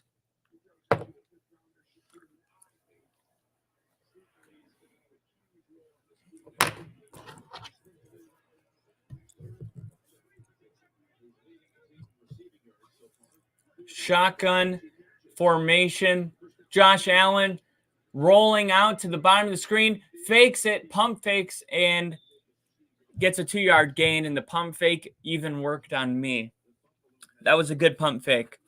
And Steve said they didn't want the flag to be used for pass interference calls. They have 3 flags per half. Coaches should be allowed to use them as the wish. That adds no more time than we have now. Bills need Shane Falco or maybe Willie Bayman. Don't know who those guys are. I wish I did. Fake handoff to Cook. Now Allen's going to run it himself and break 2 Bengals. You got to hit him. I think it's also weird because as a defensive player, you're always used to, hey, don't hit the quarterback too hard. You're going to get penalized. If he's going down, you grab him and, is he taking himself down? Is he not? It's Josh Allen, okay? He's a big boy. You got to hit him like a big boy. And you may get penalized once in a while, but you also have to train him on what's acceptable. And if you run past this specific line, you're going to get your clock clean.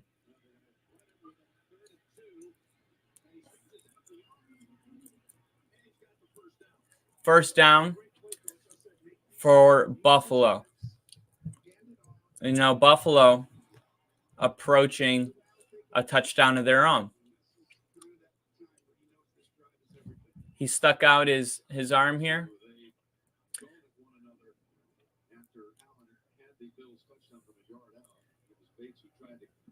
Josh Allen, that mustache is terrible. He said they're from the movies The Replacements and Any Given Sunday. Oh, okay. I thought that those were like ex-NFL players. Deep pass downfield to Diggs. Incomplete. And then he slides and hits hit her. Slide under her feet. He got pushed, knocked her off her feet. Hi. You good boy? You good boy? He was gracious enough to help the unsuspected.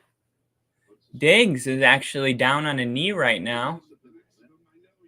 And that would be a detrimental loss for Buffalo.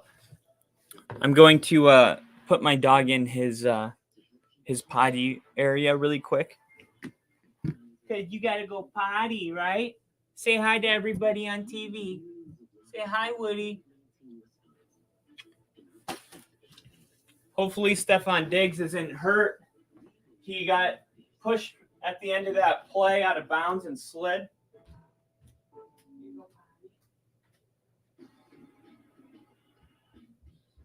Gillette presents the Gillette Labs exfoliating bar. The bar in the handle removes unseen dirt and debris that gets in the way of the blades for effortless shaving in one efficient stroke. All with a lifetime warranty. And if you want to keep the beard, use King C Gillette, a lineup of products designed to cleanse, soften, trim, and style for your best beard. The best of you. Are you scared of these payroll forms? My business payroll taxes will calculate themselves. Right? Nope. They do it quickly. This helps you manage your payroll taxes. Cheers. With 100% accurate tax calculations guaranteed. Check from State Farm. Look, I'm not that personal price plan, so I'm going to level with you. I've literally never washed Patrick's practice. Superstitious. Yeah, you don't need to get that personal. The State Farm Personal Price Plan simply helps you create a form of price just for you. This is funny. Absolutely, Patrick. That's not me. Yeah, call me quick to get a quote today. Like a good neighbor. State Farm. All right. Dogs. I got one small one. The replacements I have seen, it's been a while. This is my brother's favorite football movie growing up. I think I don't actually think it's been that long, actually. Because I made Aaron watch it the other day. Yeah. Yeah, we just watched this one not too long ago. I actually didn't love it.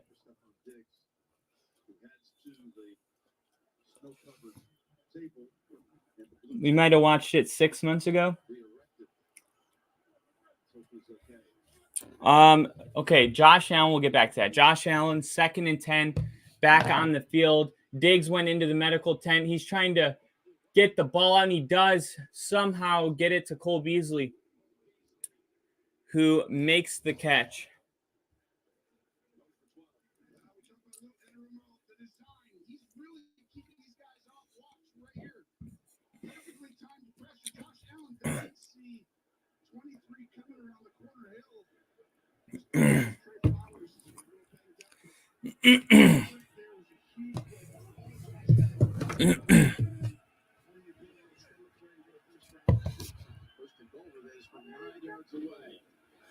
All right, he's going to hand the ball off here to Cook and lose a yard.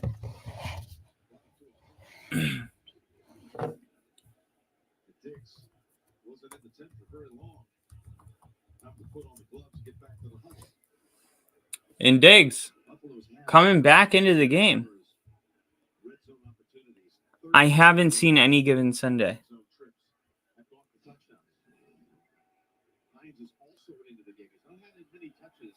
1999. All right, 2nd and goal. Shotgun for Diggs, 41 in motion. Allen looking, can't find anything. Then he hits his check down running back, Nyheim Hines. And that's going to bring up 3rd down. Nyheim Hines played for the Colts for a while, so Ginger pretty familiar with that name.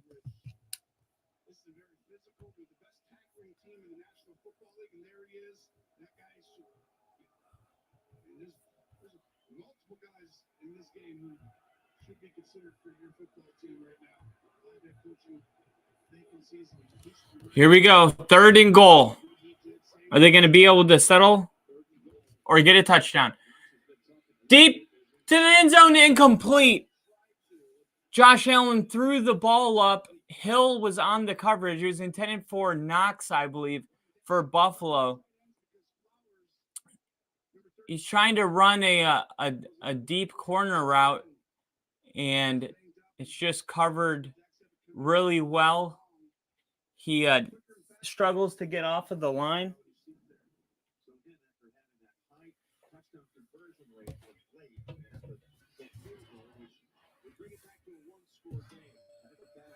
All right, Tyler Bass onto the field now. And the kick is good. I think it just showed. He had some kind of record that Robbie Gould has. I think it was most consecutive kicks. Was it in the playoffs?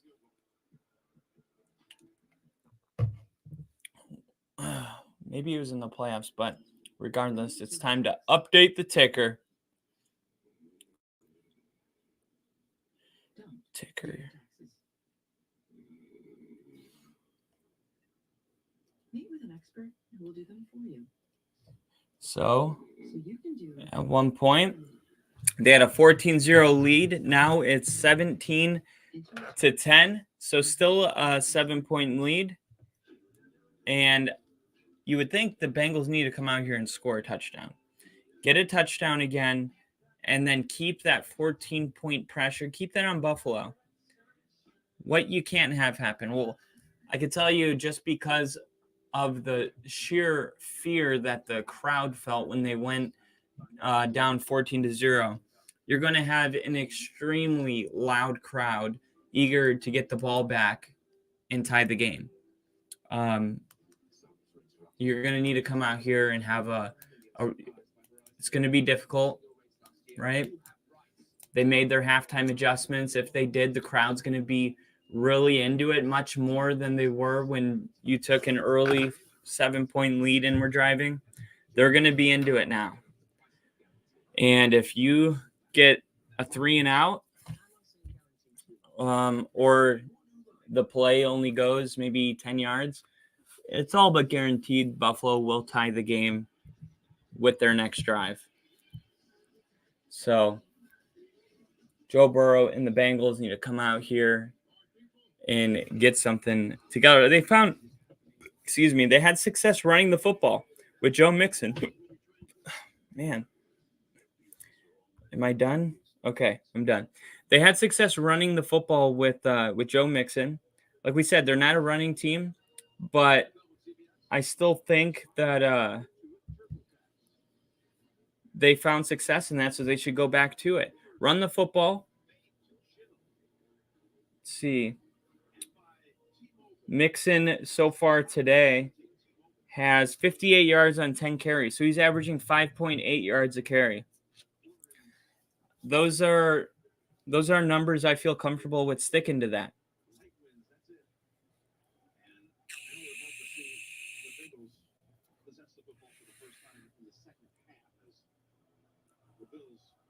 Hayden Hurst, the lead receiver right now for the Bengals. Jamar Chase only 3 receptions for 42 yards, but he has 1 touchdown, and he almost had 2, and it got overturned. So Jamar Chase, I would say his involvement in the game has come at critical moments. He had that big 3rd down conversion that led to the touchdown. That was one of his catches, the other catch being the touchdown, and one other one. He's been targeted 6 times, though. Most targets of anybody on the Bengals. So here we go. They're going to pitch the ball to Mixon, and I like that.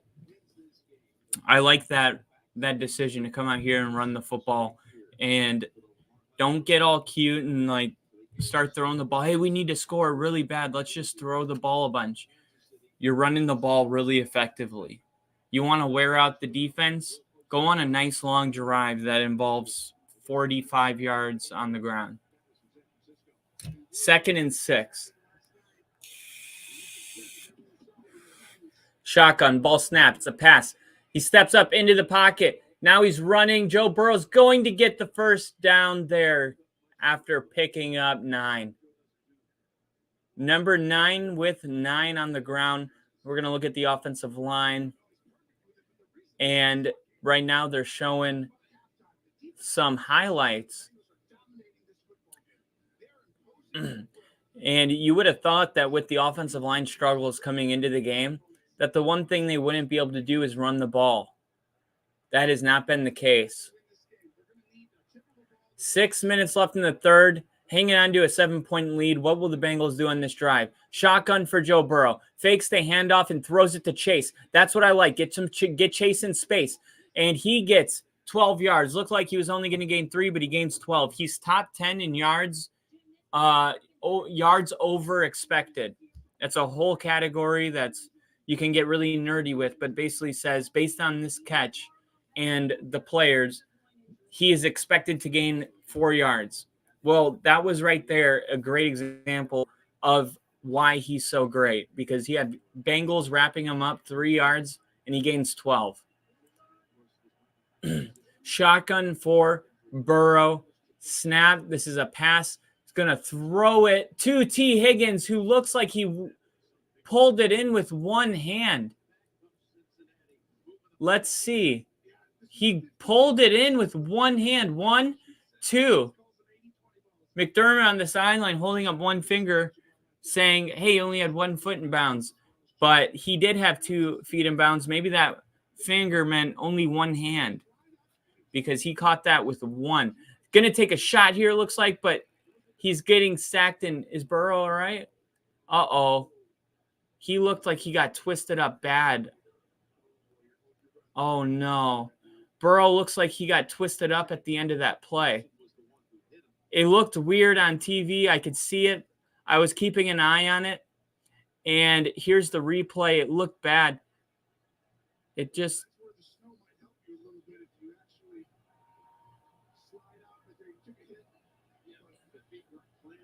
Oh. So Joe Burrow stays in the game. And now he's going to throw it here. Oh, he dropped it. Come on, man. The Crocodile Hunter can't hold on to the effing ball. Dude. How do you drop it? Oh, just hold it. Come on.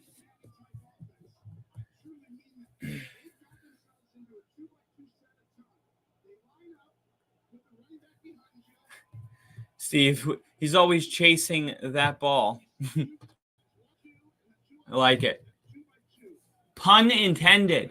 3rd and 10. In Buffalo territory, and a timeout called. Surprising here, but Buffalo calls a timeout. And I guess defensive coordinator saw something he didn't like, calls a timeout. They know it's important to get the Bengals off the field here. It's 3rd and 10. They would punt the ball from where they're standing. And you would give Josh Allen the ball back with 5 minutes in the third, down 1 possession. But, you know, the Bengals know that too. And here comes their best 3rd down play right here. You're going to have Higgins and Boyd to the top of your screen. You're going to have Jamar Chase to the bottom, the sole receiver on Burrow's right side. You're going to have Perrine in a weird spot, almost like a fullback, but he's just blocking. And now a quick throw out, and it's beautiful to Hurst, who leaps over a Buffalo Bill for the first down. What a play. Hayden Hurst catches this. This is a great design. It looked like they just snuck the tight end across. Yep. This is called the delayed route. So he pretends that he's a blocker, and then he comes out into the flats and turns it into a route. And it was always going to him. Burrow throws him the ball. Looked like he was going to get tackled a yard or two short. He puts on the hurdle. He hits the B button or whatever it is on your controller. Jumps over a Bill. And now it's going to be a handoff to Mixon, who is able to gain 8 yards contact after 1 yard, and he turns it into an 8-yard run. So the Bengals, at least with the running game, seem more physical than Buffalo. He's got 67 yards on 11 rushes.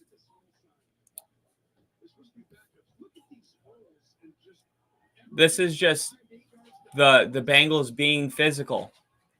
2nd and 2. They're going to go with a QB sneak on 2nd and 2. Surprising call, and that's probably why it worked. See where they mark it. Looks like he may be short. They're trying to figure it out. Refs, different opinions. First down. Yeah, it looked like a first down.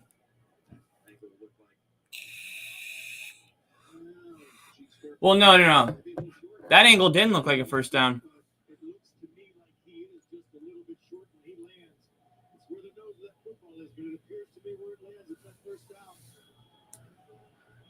You're probably going to get a challenge here, but you got to ask yourself, is it worth it? Because if it's 4th and inches,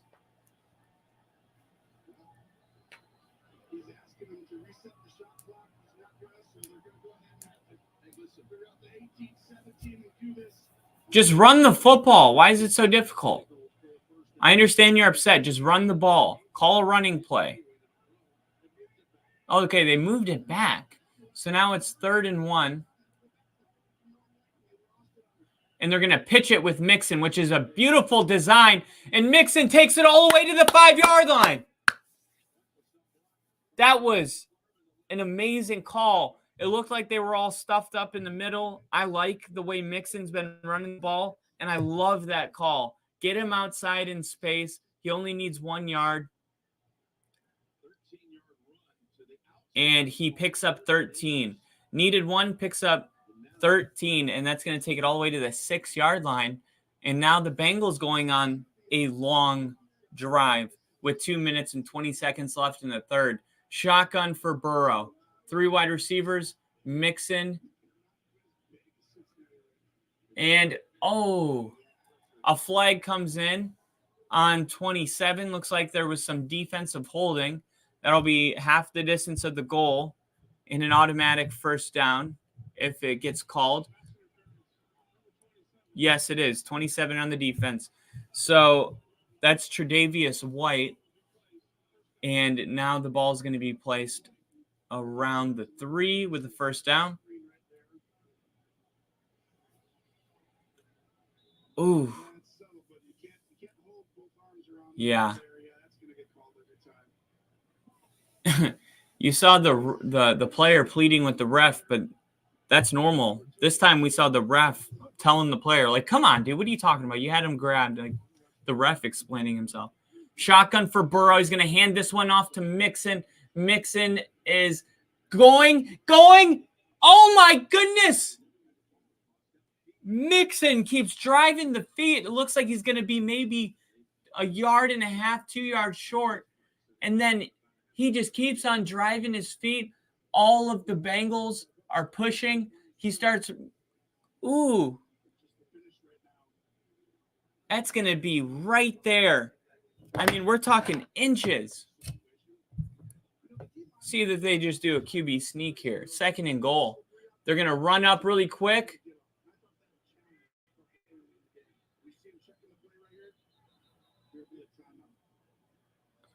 Is that Buffalo again?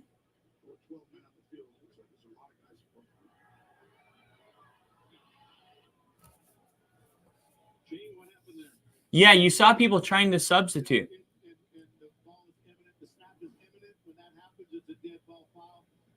Yeah, there's 12 players for Buffalo. It looked weird from the beginning when they came in and brought this camera angle, and you saw players trying to run off the field. So now you got 12 men on the field. Now you have false start, which may have been a good thing because Burrow throws that ball and his receiver catches it. So chances are that would have been a touchdown anyway. Or he would have got his clock cleaned by 97. But you can't get the ball any closer. I mean, you literally can't get the ball any closer. So, I mean, feel free to go off sides again. Why not?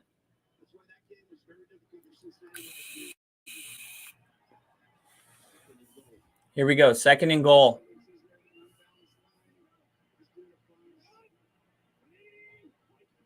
And they're going to run it. And this is going to be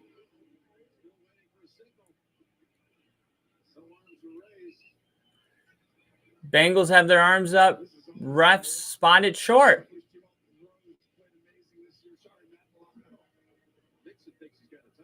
Mixon's telling the coach, hey, man, challenge this. Let's see. Here's the replay. Mixon. That's got to be a touchdown. Look where his body is when he's held up. Here we go. Right there. That's a touchdown. That's absolutely a touchdown. Yeah. If his knee's on the goal line, where's the top of his body?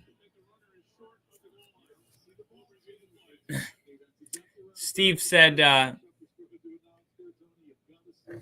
let him score a touchdown. It's going to hurt for sure. They need to hold him to a field goal. Oh, yeah. If they let him do that, it's going to hurt. Are we seeing a Jag-style collapse by the Bills right now? I wouldn't say that the Bills are collapsing at all. I just think people don't realize how good the Bengals are. The Bengals, I mean, their defense is ranked 3rd in points allowed per game. So you got a top unit defensively on the season. You have the best receiving core in the NFL. Tyler Boyd would be a great wide receiver too at any team. And T. Higgins would be a great number 1 at any other team. And T. Higgins turns into the 2 or the 1. It doesn't really matter because Jamar Chase is still in the mix. You got Hayden Hurst and then Joe Mixon. Very good running back. And then you got a top quarterback that all he does is win in Joe Burrow. It's just a very good football team. And the Bengals, I say this all the time, when teams aren't good for a long time, it takes the public time to respect it. Like if the Patriots were to get really good, if the Patriots were the Bengals, literally if they had all the same players as the Bengals, people would be like, yeah, the Patriots are the best team in the NFL because we're used to seeing the Patriots in a dynasty. You know, most of my whole life, the Bengals were bad and missed the playoffs. They had those like one couple years with Carson Palmer and Chad Johnson, but the Bengals have been a bad team for, the larger portion, 95% of my life, the Bengals were a joke. And now they're not, but it's just taking some time. I don't know why. Joe Burrow is the 2nd most accurate deep ball thrower in the NFL. They have the 2nd most passing touchdowns in the league this year. They're ranked 5 in the red zone for touchdowns. They're ranked 3rd in the NFL on 3rd down conversions. They're ranked 6th on pass completions. They're ranked 2nd in fantasy points for whatever that's worth. I don't know why people think that the Bengals are like, this isn't a collapse by any means on the Bills. This is a very good Bengals team. And you see the Bills are doing, they look normal to me. This is kind of how the Bills normally look. They're just not playing Miami's defense. Miami's defense is, they fired their defensive coordinator. They were ranked 31st in Rushing. Let's see. This is offensively. Let me pull up some defensive rankings. See the Bengals on defense.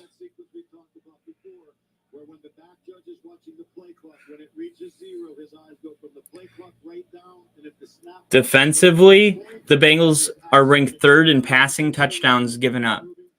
So they're ranked second in touchdowns given up on the season. They're ranked third on first down. They're ranked fourth on fourth down conversions. So solid defense all around.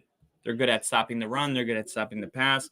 They're really good in the red zone. And they have the second fewest touchdowns allowed defensively in the NFL. Look at Miami. I mean, this is a whole different ball game. Just going across their list, 28th in the league, 29th, 30th, 27th, 31st, 31st, 26th, 28th, 26th. These are all like red zone touchdowns or rushing yards allowed. They're last in almost everything. So I think even last week, the fact that Buffalo played a close game, obviously you saw the firepower on the Bills offense that we're used to, but that was to be expected with the defense Miami's put on the field this year. So they go from playing the worst to one of the best, and this is what it looks like.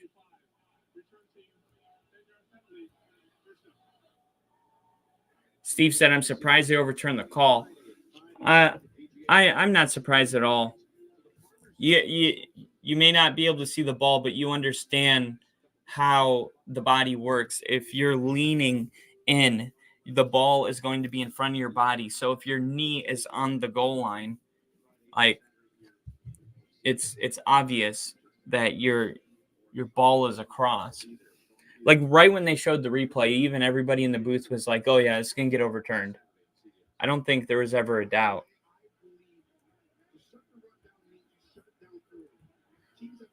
So I think the Bengals are probably one big defensive play away from starting to feel a little good. But no, it's Diggs with the intended pass. It got overthrown. Diggs is saying, run that one a little more north, not so east.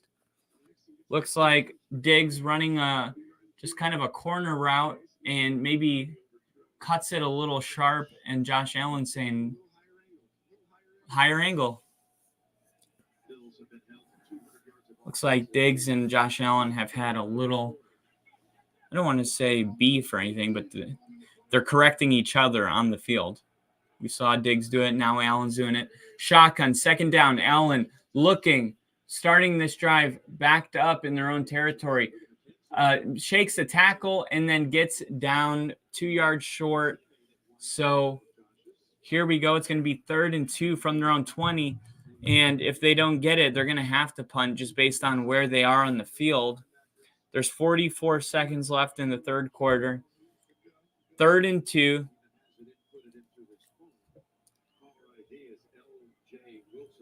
LJ Wilson. Here we go. 3rd and 2 coming up.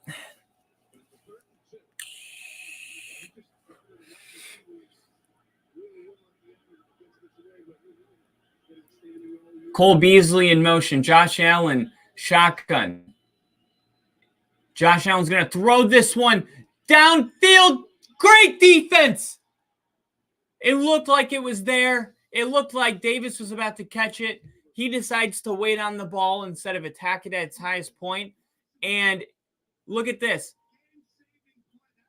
He puts his hand up. The second it touches Davis, Taylor Britt slaps the ball and jars it loose. That is a huge defensive play. And once again, the Cincinnati Bengals are showing why they have one of the best, why they've only given up, let's see, why they're 3rd in the NFL in passing touchdowns.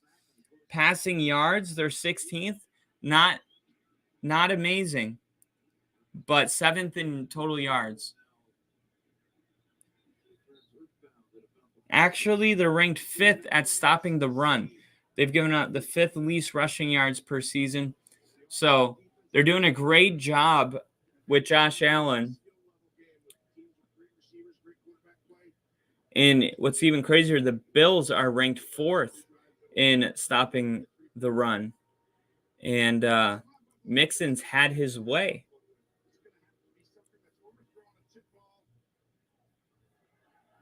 Really the only way I see Buffalo coming back to win this, because Cincinnati is dominating. 14 carries for 80 yards for Mixon.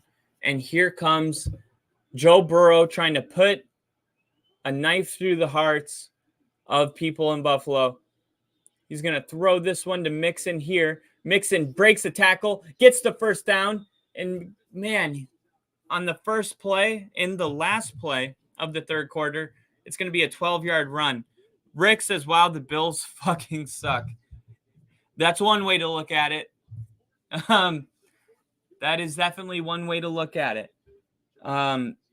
Really, Buffalo looks just like them normal selves for the most part. But they're just one of these teams was not taken very serious. The other team was very, very hyped. But I didn't realize this has been a journey. When the season started, Buffalo was ranked number 1 on offense, and they were ranked even 1 on defense at one point. And we didn't think about Cincinnati as a really good defense. But as the season progressed, Von Miller gets hurt, and the defense drops down a couple spots for Buffalo. But for Cincinnati, it shoots up, and they're ranked 3rd in points allowed per game. So they're playing their best football defensively right now, and it's working against Josh Allen. You got a team that is ranked 5th in rush yards allowed. The Bengals defense, 5th in rush yards allowed per game. And they're containing Josh Allen. They got QB spies. They're playing really good pass defense. They've given up the 2nd least amount of passing touchdowns on the season. They're just a great all-around team. And offensively, they've had their way. Mixon's been able to run the ball effectively. Right now, he's averaging 5.7 a carry. Joe Burrow, when he's wanted to run, is averaging 10.7 yards a carry. And, Jamar Chase, he has 1 touchdown, but he had 2, and the other one got called back. So this is the Bengals when they're playing their best football. Steve said, get the ball in Mixon's hands any way they can and let him drain that clock. The screen was a good call to let him drain the clock. Yeah. Oh, that's weird. Oh, okay. The NFL play-by-play, I have it up because I'm looking at the stats. I think they showed me a play, but it's definitely not the play. It said the Bengals punted. And why would they have punted? Oh, now it's updating. Okay. Yeah, because Sam Martin is the kicker for the Bengals, so it's actually behind. So we are in real time. This is the start of the 4th quarter. The Bengals are winning 24-10. Joe Burrow's 22 for 33, 234 yards and 2 tugs, and looking to add to it here. Thought the snow would help Buffalo, but apparently not. Here we go. Handoff to Mixon, a delayed handoff. Mixon's going to pick up 9. He is playing more physical than seems like every single player on Buffalo's defense. 89 yards and 15 carries and a touchdown.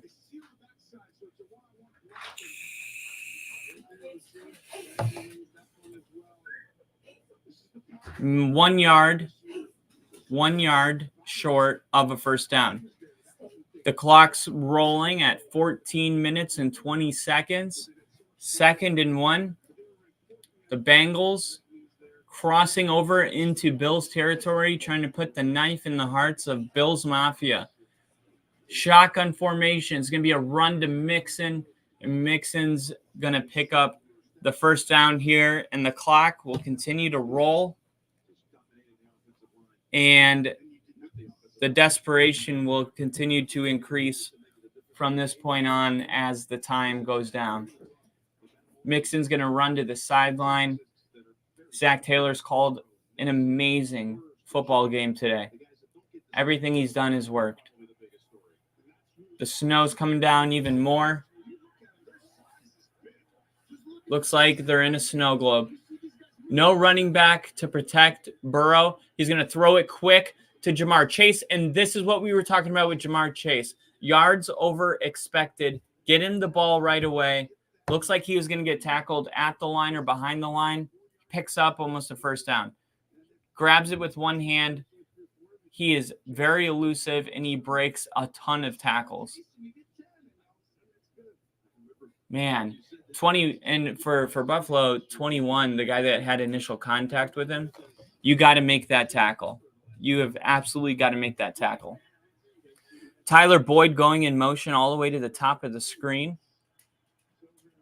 Burrow in shotgun. Fakes the, hit the hands of 55 for Buffalo. He fakes the handoff and looks like he tried to throw it really quick, but 55 was ready for it. So now it's going to be 3rd and 2. He literally threw it at his face. 25 passes batted down in regular season, most in the NFL. All right. They're 5 for 7 on 3rd down today. They're going to need to pick this one up. Looks like the Bills are sending some pressure. Burrow's taking a deep shot downfield, and it's incomplete. And a flag gets thrown. And you got 2 Bill receivers down on the ground in the snow. They look injured. I think one of them fell, and then I think one of them slid their helmet into the knee of the other. Here's slow motion. Oh, they both just hit helmets. So we're going to take a commercial break. Hopefully everybody's all right. Steve said if Zach had called me more during the game for my unnecessary advice, maybe they're in the lead. Just saying.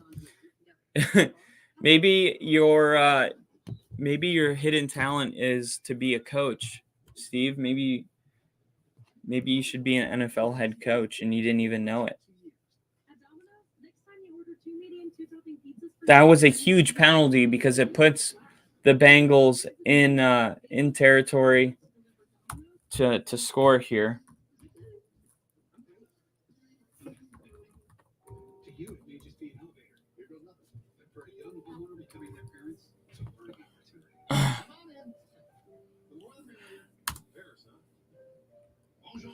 What's crazy is that ticker, Kyle, you're logging.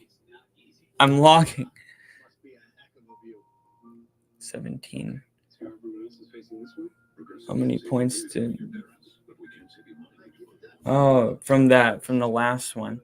I was just waiting till they scored another touchdown so I could update it all at once. Where is it? There it is.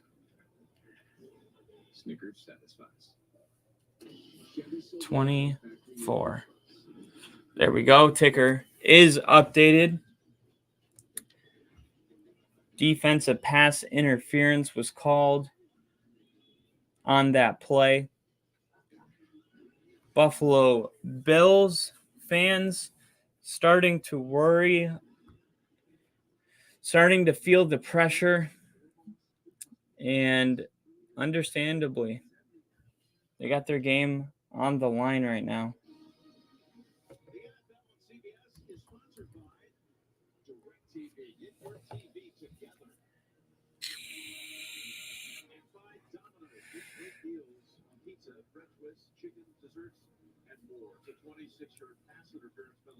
It's a big ball on the 3rd and 2. It is, Jim, and look, it's not a huge, contactable play, but if you see the right arm restricting there, and then the hold again. Peyton Manning is at the game. We've seen a lot of people attending this one. Wonder why Peyton Manning made an appearance to the game. So the Bengals are huddled up right now.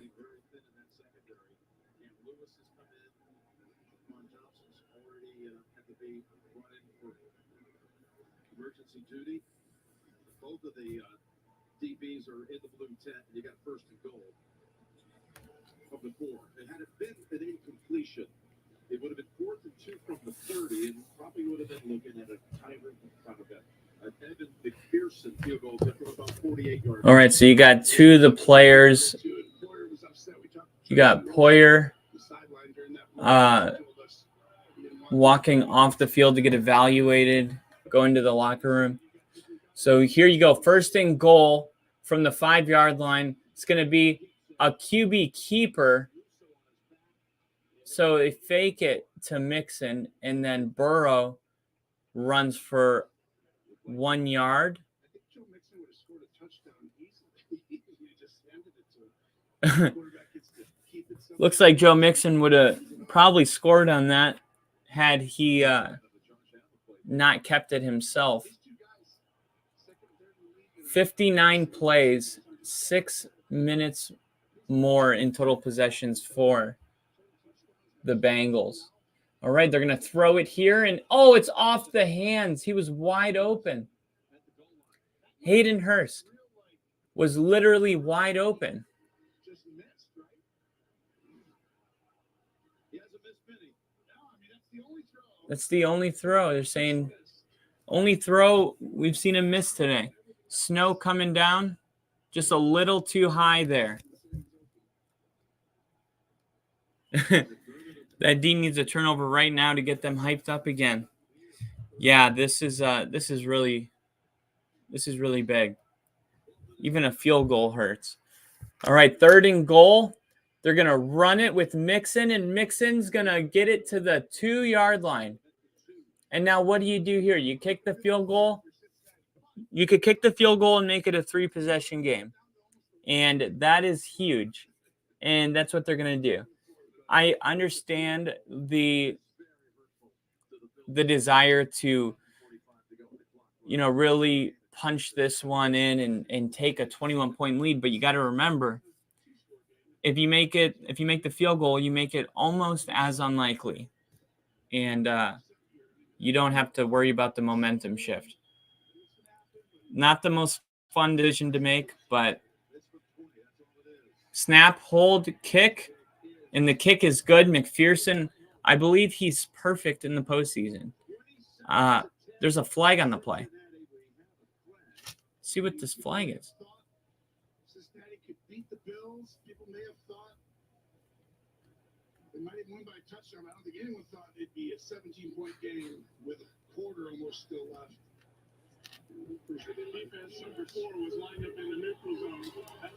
All right, so it's on Buffalo for being lined up in the neutral zone. It's going to be declined, and Cincinnati is going to take a 17-point lead. And honestly, this game is pretty much over, says Liam. It's Buffalo. It's not really over until it is. I mean, if there was 5 minutes left, I would agree with you. But with the amount of time that there is right now, 11 minutes, 22 seconds, I'm going to say that if Buffalo scores a quick touchdown within 3 minutes and there's 9 minutes left in the game and it's a 10-point game, all of a sudden it wouldn't be over. So just for that, I'm not going to say it's over. I will say the Bengals are in great shape, and I wonder if this will change how people view the Bengals moving forward. Because I guarantee you, if the Chiefs were beating the Bills like this, everyone would be like, the Chiefs are a powerhouse. The Chiefs are amazing. Let's see. Now the Bengals are doing it, and it's going to be that the Bills shit the bed. The Bills didn't play a good game. So it's literally going to all be mostly about how bad the Bills choked, which is fine. I think the Bengals have started priding themselves on being an underdog, and they like playing on the road, and they like people counting them out. They weren't supposed to make the Super Bowl last year, yet they did. And I like their chances to beat the Chiefs. I like their chances a lot. The Chiefs have one of the worst defenses in the league. It's going to be tough. Should be a great game if the Bills don't make it themselves.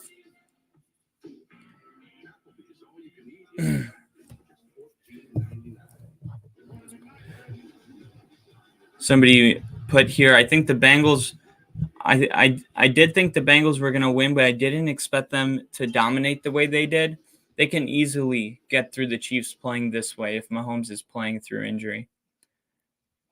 For anyone that counted out the Bengals against the Bills, how do you like us now? Not much more to say than that.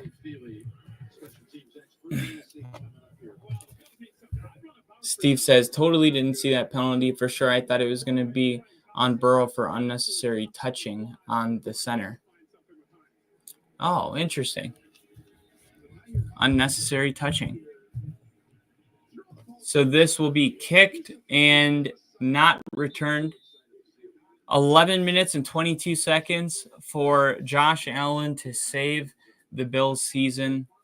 They have been in a Super Bowl window, and in order to not completely waste it, you would like at least one Super Bowl appearance, even if it's just an appearance. Crazy to think that they haven't got a Super Bowl appearance yet.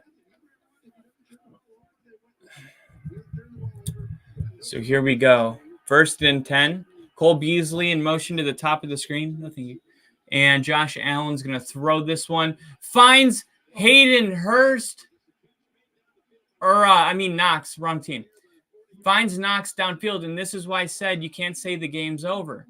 Is because they have the firepower to score a touchdown really quick. And then it would be a 2-possession game. So you just can't rule them out. Shotgun now, already in Bengals territory.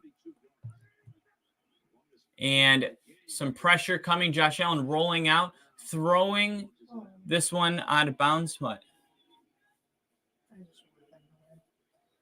Oh, the Bills? Why? It's weird. Why? This season, so many different layers to it, adversities. Josh Allen, shotgun formation. 10:47 left. Let's see if they can get some pressure on Allen. Allen's going to really want a touchdown here. Let's see if they can get him to force one that he wants back. There's some pressure right here. He's going to step up and throw it and complete it. That's Stephon Diggs. No, that's Beasley again. Cole Beasley playing a role here. Picked him up at the end of the season, and he's made a couple big plays here. Right here, 91. You got to get your containment. You see he's running full speed. You got to stop about two yards before you get to him and break down. Get low. He ran right past him. And 21 with a free shot. A free shot at Josh Allen. And let's see. It looked like he threw the ball to me. It looked like he threw the ball. So if he did, if his arm's moving forward, it's going to be an incomplete pass. The refs let it play out. Ooh, this is a very close call, and it might. Let's see. Oh, my gosh. This is going to stand. This is going to be too close to overturn. When it's a tie, just like in baseball, tie goes to the runner. If tie goes to the way it was called on the field. If this would have been called on the field incomplete, I think that would have stood too. We're going to see what happens. This is a huge penalty or play coming up. Decision. Wow. And I love the different ways that they've been blitzing Josh Allen in this game. That time he hit him with a corner blitz, going through his blind side. You didn't even see him. A free shot. Steve said that's fumble. His hand never went forward with the ball in control. I agree. I don't think it would matter if Mahomes was injured or not. Burrow is undefeated against Mahomes already with him healthy. Thank you, Steve. Thank you. Because me and Rick got into a 10-minute debate about how Patrick Mahomes owns Joe Burrow, and I don't know how it's possible. He's never beat him. As we get a Patrick Mahomes commercial on TV. And Andy Reid. Got a great video with both of them after their win against Jacksonville on our shorts. Go check those out. Kansas City. We talk about them being a beatable team. You see some of their rankings here. 30 pass attempts, 28th in pass completions allowed on defense, 32nd in passing touchdowns allowed on defense. That's worse than the league. Red zone touchdowns are 29th. Red zone touchdown percentage, 31st. I just don't see what there is to love about this. You can be a great offense and be 15-14 on defense and win the Super Bowl. Dude, 31, 32, 28, 30. This is a terrible defense. The only thing they're good at is, let's see, they're second in sacks, so they got a good D line. They're 21st in interceptions. That's not great, but they're 12th in yards. But a lot of that is Mahomes. Just the Chiefs win the time of possession because of how long the Chiefs can stay on the field. But yeah, if the Bengals play the Chiefs next week, I'm taking the Bengals. That would be crazy. Cincinnati beats the Chiefs twice in a row in the AFC Championship game. Josh Allen, 17 for 30 for 202. They reversed it. So Josh Allen's back on the field. Holy crap. I can't believe they reversed that. So they do a pump fake here. Goodell calls over and says, hey, reverse this one so we can have a closer ball game. There's absolutely no reason that should have been reversed. Yeah, so listen here.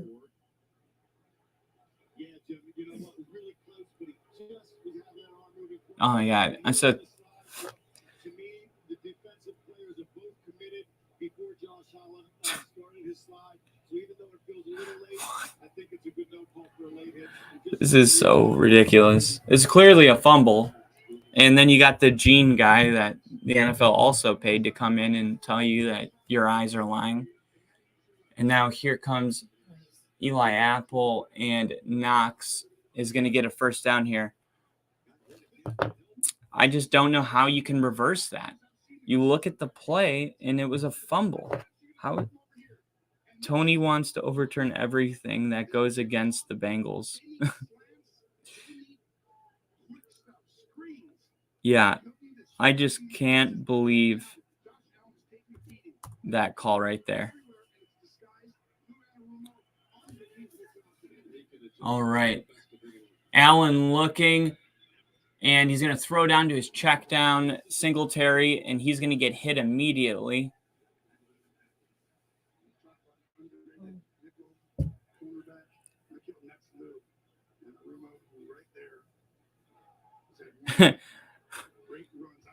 The internet not liking that call. Never believed the NFL actually hated the Bengals until right now.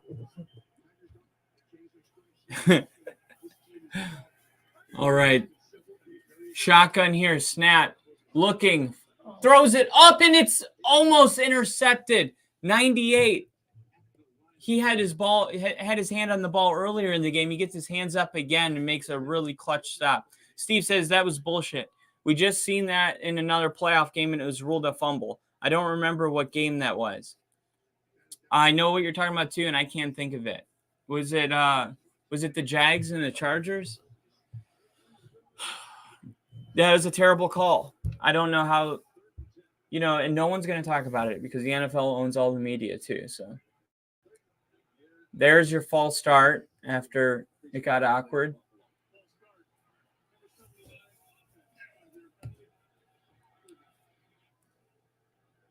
Trying to get 5 yards back, go through multiple cadences. Why did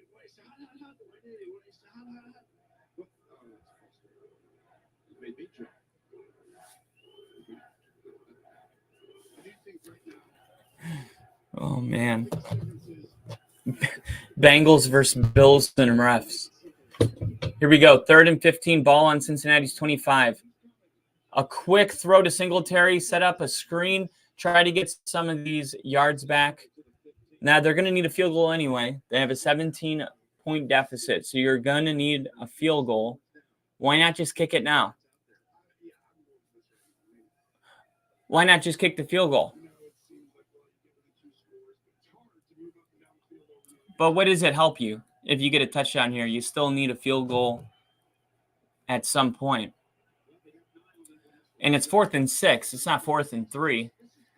So this could be a really good decision or a bad one. We'll see how it plays out. The ball snap. Allen looking. He's got time. And then pressure comes. He throws it up. Incomplete. And why they don't take the 3 points that they're going to need. I mean, it would. So now they get nothing. And the game essentially is completely over.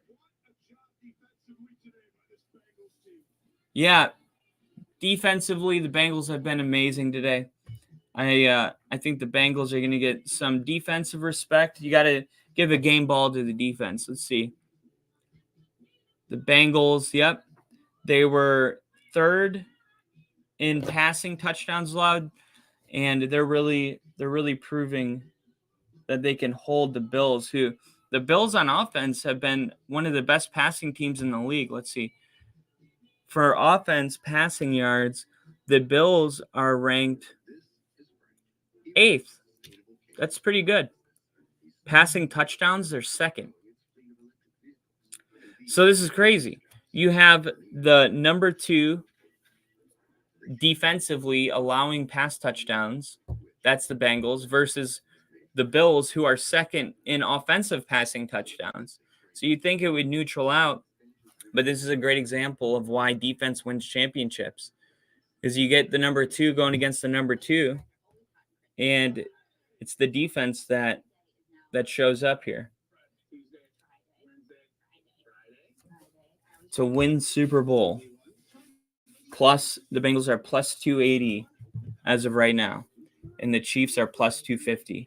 That is crazy that they have already assumed Buffalo's not going to win. Not crazy, but it's just fast. The internet's really fast.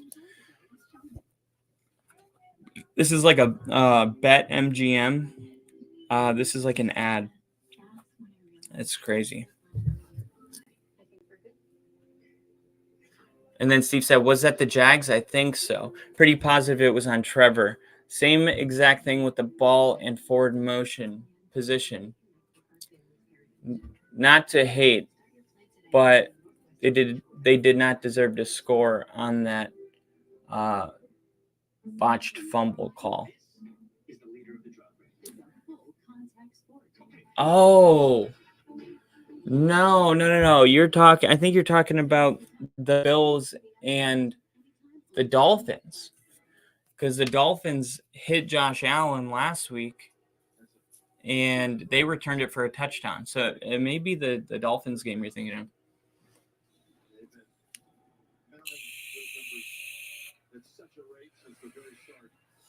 So here we go. The Bengals with a chance to run some clock here. Could you imagine if they score and they go up 34-10? Could you just imagine that? I am so excited for the Cowboys at 49ers coming up. It is literally killing me. The Dallas Cowboys at 49ers. We have Rick, who moved the Cowboys all the way up to number 3. and picked the Cowboys to win. Steve said, you may be right, Kyle. It all meshes together when you get my age. LOL. It meshes together for me when you watch every game after the next game after the next game. It means when I get older, I'm going to be in big trouble. Because me and Rick already can't do names. We're like, you know that guy from long hair? All right, 2nd and 8. Ball on Cincinnati's 18. It's going to be another handoff here. Physical run. Perrine continues. That is what they're doing. Look at this run. This is literally, they are just out physicaling the Bills. Physicality, out physicaling. They're more physical. They're more physical. They want it more.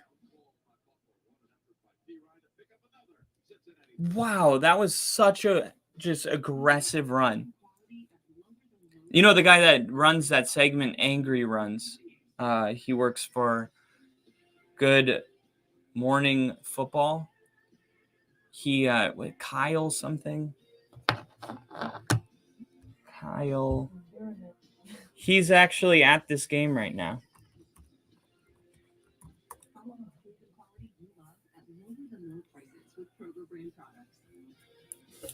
A lot of Bills fans have traveled a long distance to be a part of this game.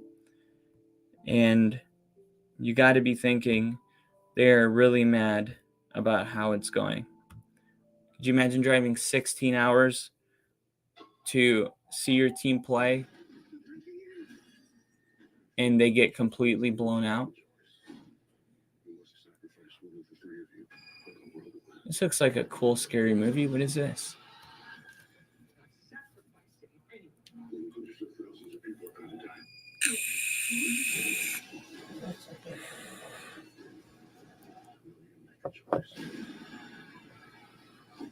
Knock at the cabin.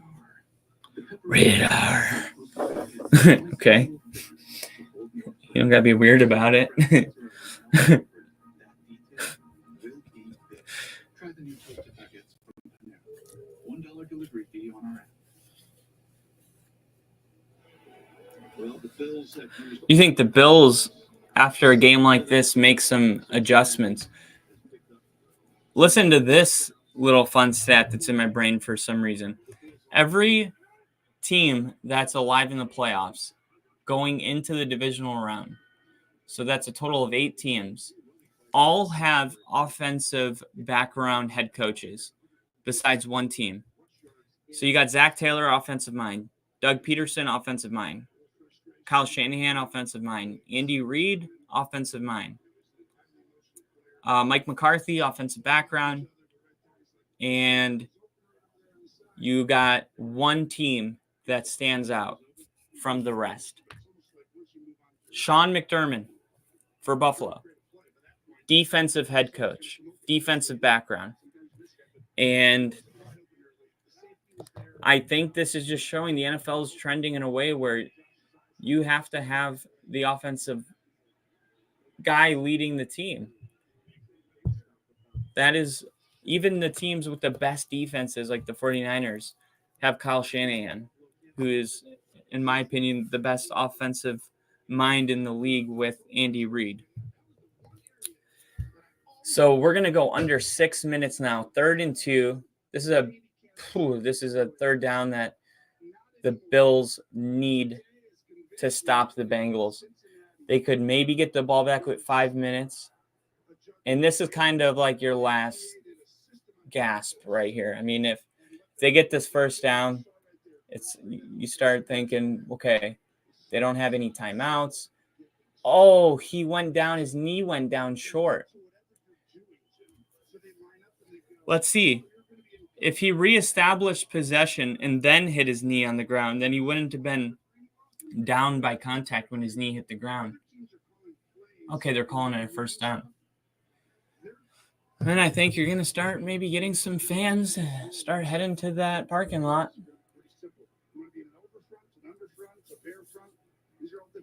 Said they've been hurting on defense this season. Lamar was not even a starter when he got injured recently. Either way, with the talent on this offense, they should have more than 10 points.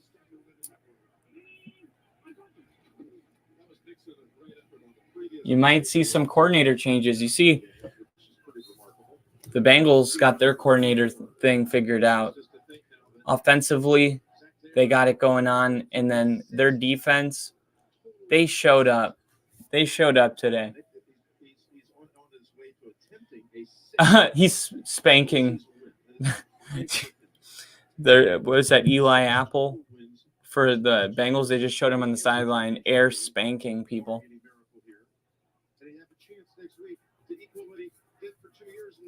No timeouts for Buffalo. A long, demoralizing drive here for the Bengals, who just are going to run straight and continue to get yards. So now it's 3rd and 2. They're just running the ball, and this is really demoralizing because you know what they're doing. And now it's 3rd and 2. You know what I do here? I pitch it to Mixon. Taylor's turnaround. He took over a 1-14-1 team, drafted Joe Burrow, and the next year went 13-6. They had a -21 turnover ratio the year without him. He takes over, they're +14. I mean, even when Patrick Mahomes took over for the Chiefs, he took over Alex Smith. Alex Smith had the Chiefs in the playoffs.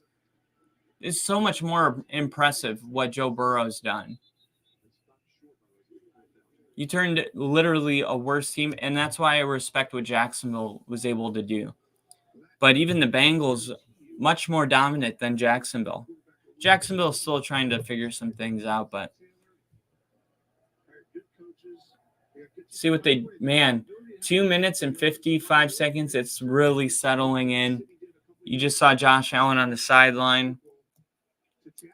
This is just not the way they thought the day was going to go when they woke up. Here it is, 4th and 1.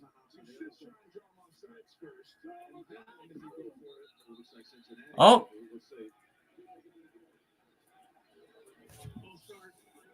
Oh, now they got a false start. I'd go for it anyway. Why not? They should not have gone for that though either. That's not the only way that Buffalo could have came back, in my opinion, because you're going to have a short field once, right? You're not going to go 3 drives of 80 yards and 239. Yeah, but you're also giving an opportunity for a punt to be blocked or returned. This has to be a directional punt. I would not allow this kick to be returnable. As a special teams coach, you got to tell them, hey, this ball needs to be directional. I want this to land out of bounds.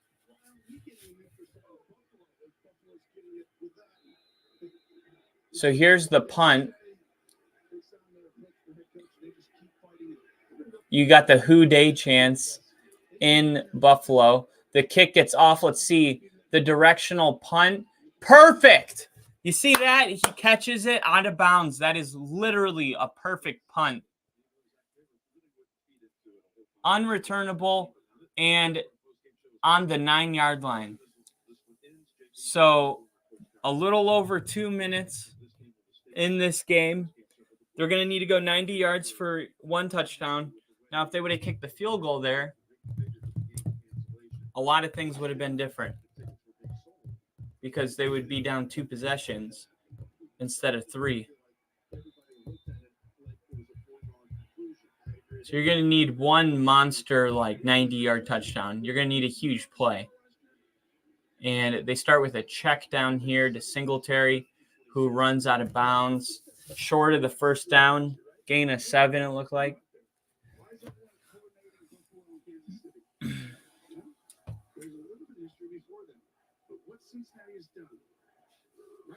Bengal chance. Wow. Guess the Bengals travel well. And the Bengals have taken over all of the seats that Bill fans have left.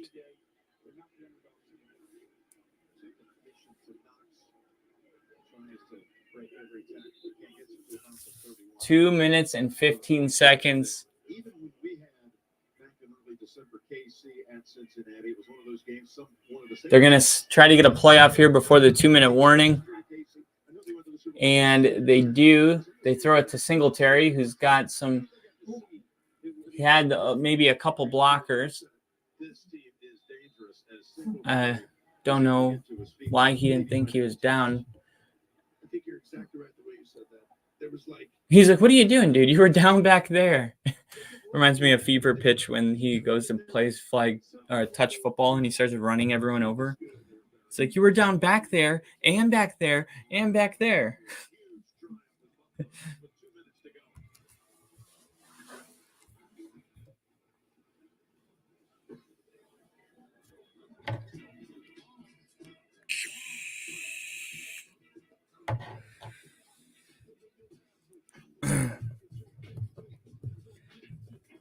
Some of the comments out here in the football world, why anyone thought this game was going to end any differently is beyond me. Bills have been coached terribly for weeks now. The defense has been struggling for weeks, and the Bengals exploited all of it. Can't even move the ball effectively in garbage time. Yikes.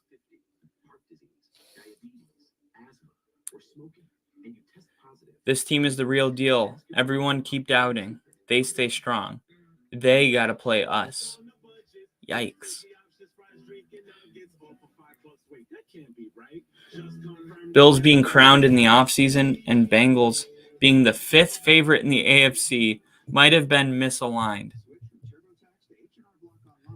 Why were they the 5th favorite to get to the Super Bowl in the AFC when they went to the Super Bowl and they got better? It was my same thing about Philadelphia, and I didn't understand why Philly shocked the world. It was like, look at their roster. They got better in the offseason when they acquired A.J. Brown. I mean, there was people were like, oh, Philly, they may make the playoffs. They're going to be a powerhouse. They're going to be great. What you're supposed to do is you look at teams that made a lot of improvement, and you look at what's consistently happening in that program. So you got the Jaguars, for instance, this year, who made it to the playoffs and won a game in the playoffs and then lost to the Chiefs. But they're keeping Trevor Lawrence and they keep Doug Peterson. So next year, people are going to say, oh, Jacksonville, who knows? No, Jacksonville's going to be good next year because now they have playoff experience. Trevor Lawrence has a good year with a good coach under his belt. They're going to be trending in the right direction. Then you look at teams that are trending in a, kind of stagnant position like the Chargers. I don't know if the Chargers are going to move up or down next year, but here goes 2nd and 7 for the Bills.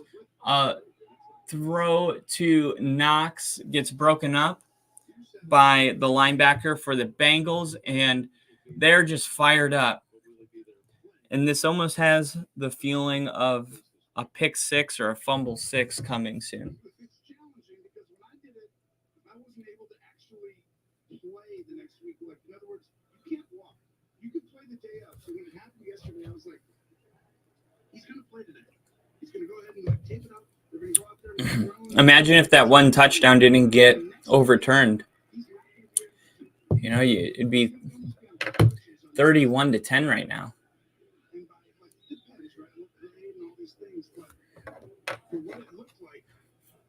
They're going to run the ball here and see if they give them a first down. I think they will. I'm so excited for the 49ers game. Brock Purdy. I feel like it's weird to have a man crush on somebody younger than you, because he's so young. He's like 20. I feel like it gets in the creepy age. It's like I just love him. I feel like I love him like a son. You know what I mean? I'm getting to that age now. I have a son of my own. It's that same type of love. It's like you just want good for them, and you care about them. But the only difference is I don't know Brock Purdy. But I just really want him to have success. And a quick throw here. So this is kind of, I mean, the Bills are just taking what the Bengals are giving them. It's garbage time, so everybody's backed up, and Josh Allen continues to throw 6-yard passes to the sideline, and they're able to get downfield, but they've also taken a minute off the clock. You would have thought you need that one just big play. You know, and here's another thing. Where's Diggs? There we go. There's the big play. Intercepted. It's picked. Oh, my God. Get out of the end zone, brother. Interception. And here we go. Snow Angel time. What? I said it, then he went Snow Angel time. Did you hear that? Yeah. You always say it right before. Snow Angel time. And look at this. Look at this pick. I thought it might have been a safety because look, if he didn't touch him there and then he rolls again, he's not down yet. In the snow covered the end zone.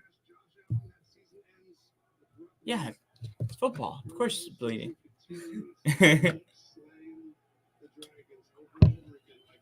Joe Burrow's like, all right. Here we go. And that is your ball game, folks. The Cincinnati Bengals have come in and beat the living crap out of the Super Bowl favorite going into the season. They're the underdog. They say that they're not that strong and that the odds are way too long. But Joe Burrow was born to prove them wrong. He's the underdog. And one final kneel down ended the game. Steve, in the chat, he said it was because of how bad that offensive line was at the start. Plus, it was not good last season as well, not because they didn't have talent. Even if it turns out Purdy is a time traveler and it turns out he is Jack the Reaper. Jack the Ripper. We're about to find out because that game is coming on. What time is it? 3. Oh, gosh, it's about time. It is about time. Let's see where that game is going to be broadcasted. It's going to be on Fox. All right. So, thank you guys for tuning in. The Bengals advance to their second straight AFC Championship game. They will take on the Kansas City Chiefs. Everybody's talked a lot about Josh Allen, Patrick Mahomes. Even Rick in our chat on our debate in our last episode, he said, it's not like Josh Allen and Patrick Mahomes. Well, I mean, Josh Allen and Patrick Mahomes have they ever played in an AFC Championship game? I don't think so. But you're going to have Joe Burrow and Patrick Mahomes in their second straight championship game. So basically, since Joe Burrow recovered from the ACL injury that he had his rookie year, he has been in the AFC Championship game every single year, which is now 2 in a row. No one's going to respect it, and that's all right. I think this is a great place for the Bengals to keep coming in as an underestimated underdog team.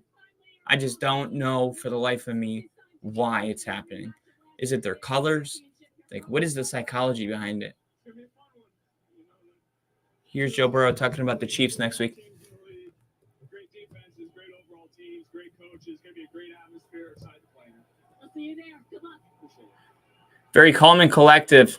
One game at a time. Doesn't seem excited about this win.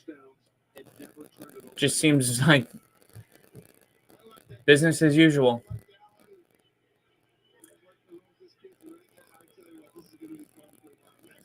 Wow. So here we go into next week. with the AFC Championship game, we will be waiting to see about the potential site of the AFC Championship game next week. Should the Bills beat the Bengals, the championship game would have been in Atlanta. But that obviously didn't happen. So if the Bengals win, the AFC Championship game would be in Kansas City. So it looks like the Bengals are going to play this game in Kansas City. The only way it would have been a neutral site is if it would have been Bills Chiefs. So we're going to have the Bengals going into Arrowhead to take on Mahomes. And I would say that is a huge disadvantage going into Arrowhead, but they did it last year. They can do it again. Steve says Bengals have had a hot streak right now. Not good for KC, who hasn't beat Burrow yet. And it's in KC. Yep. And that game will be definitely streaming next week. But for right now, we got to close this stream up and prep for the NFC divisional round between the high trending Cowboys that people are getting behind. They're splitting their picks 50-50 against the NFL's, maybe they're the best team in the NFL right now, the San Francisco 49ers and Brock Purdy. Brock Purdy, does he have a human moment and finally come back down? Maybe. They're saying he's never played a defense as good as the Cowboys, so this may be his first human moment. Or does he continue to shock the world and win football games by a very large margin and do it effortlessly? We're about to find out. The game is at Candlestick Field in San Francisco. Star 6 Media is going to be streaming that one, so stay tuned. And like this video, share it with your friends, your coworkers, everyone else.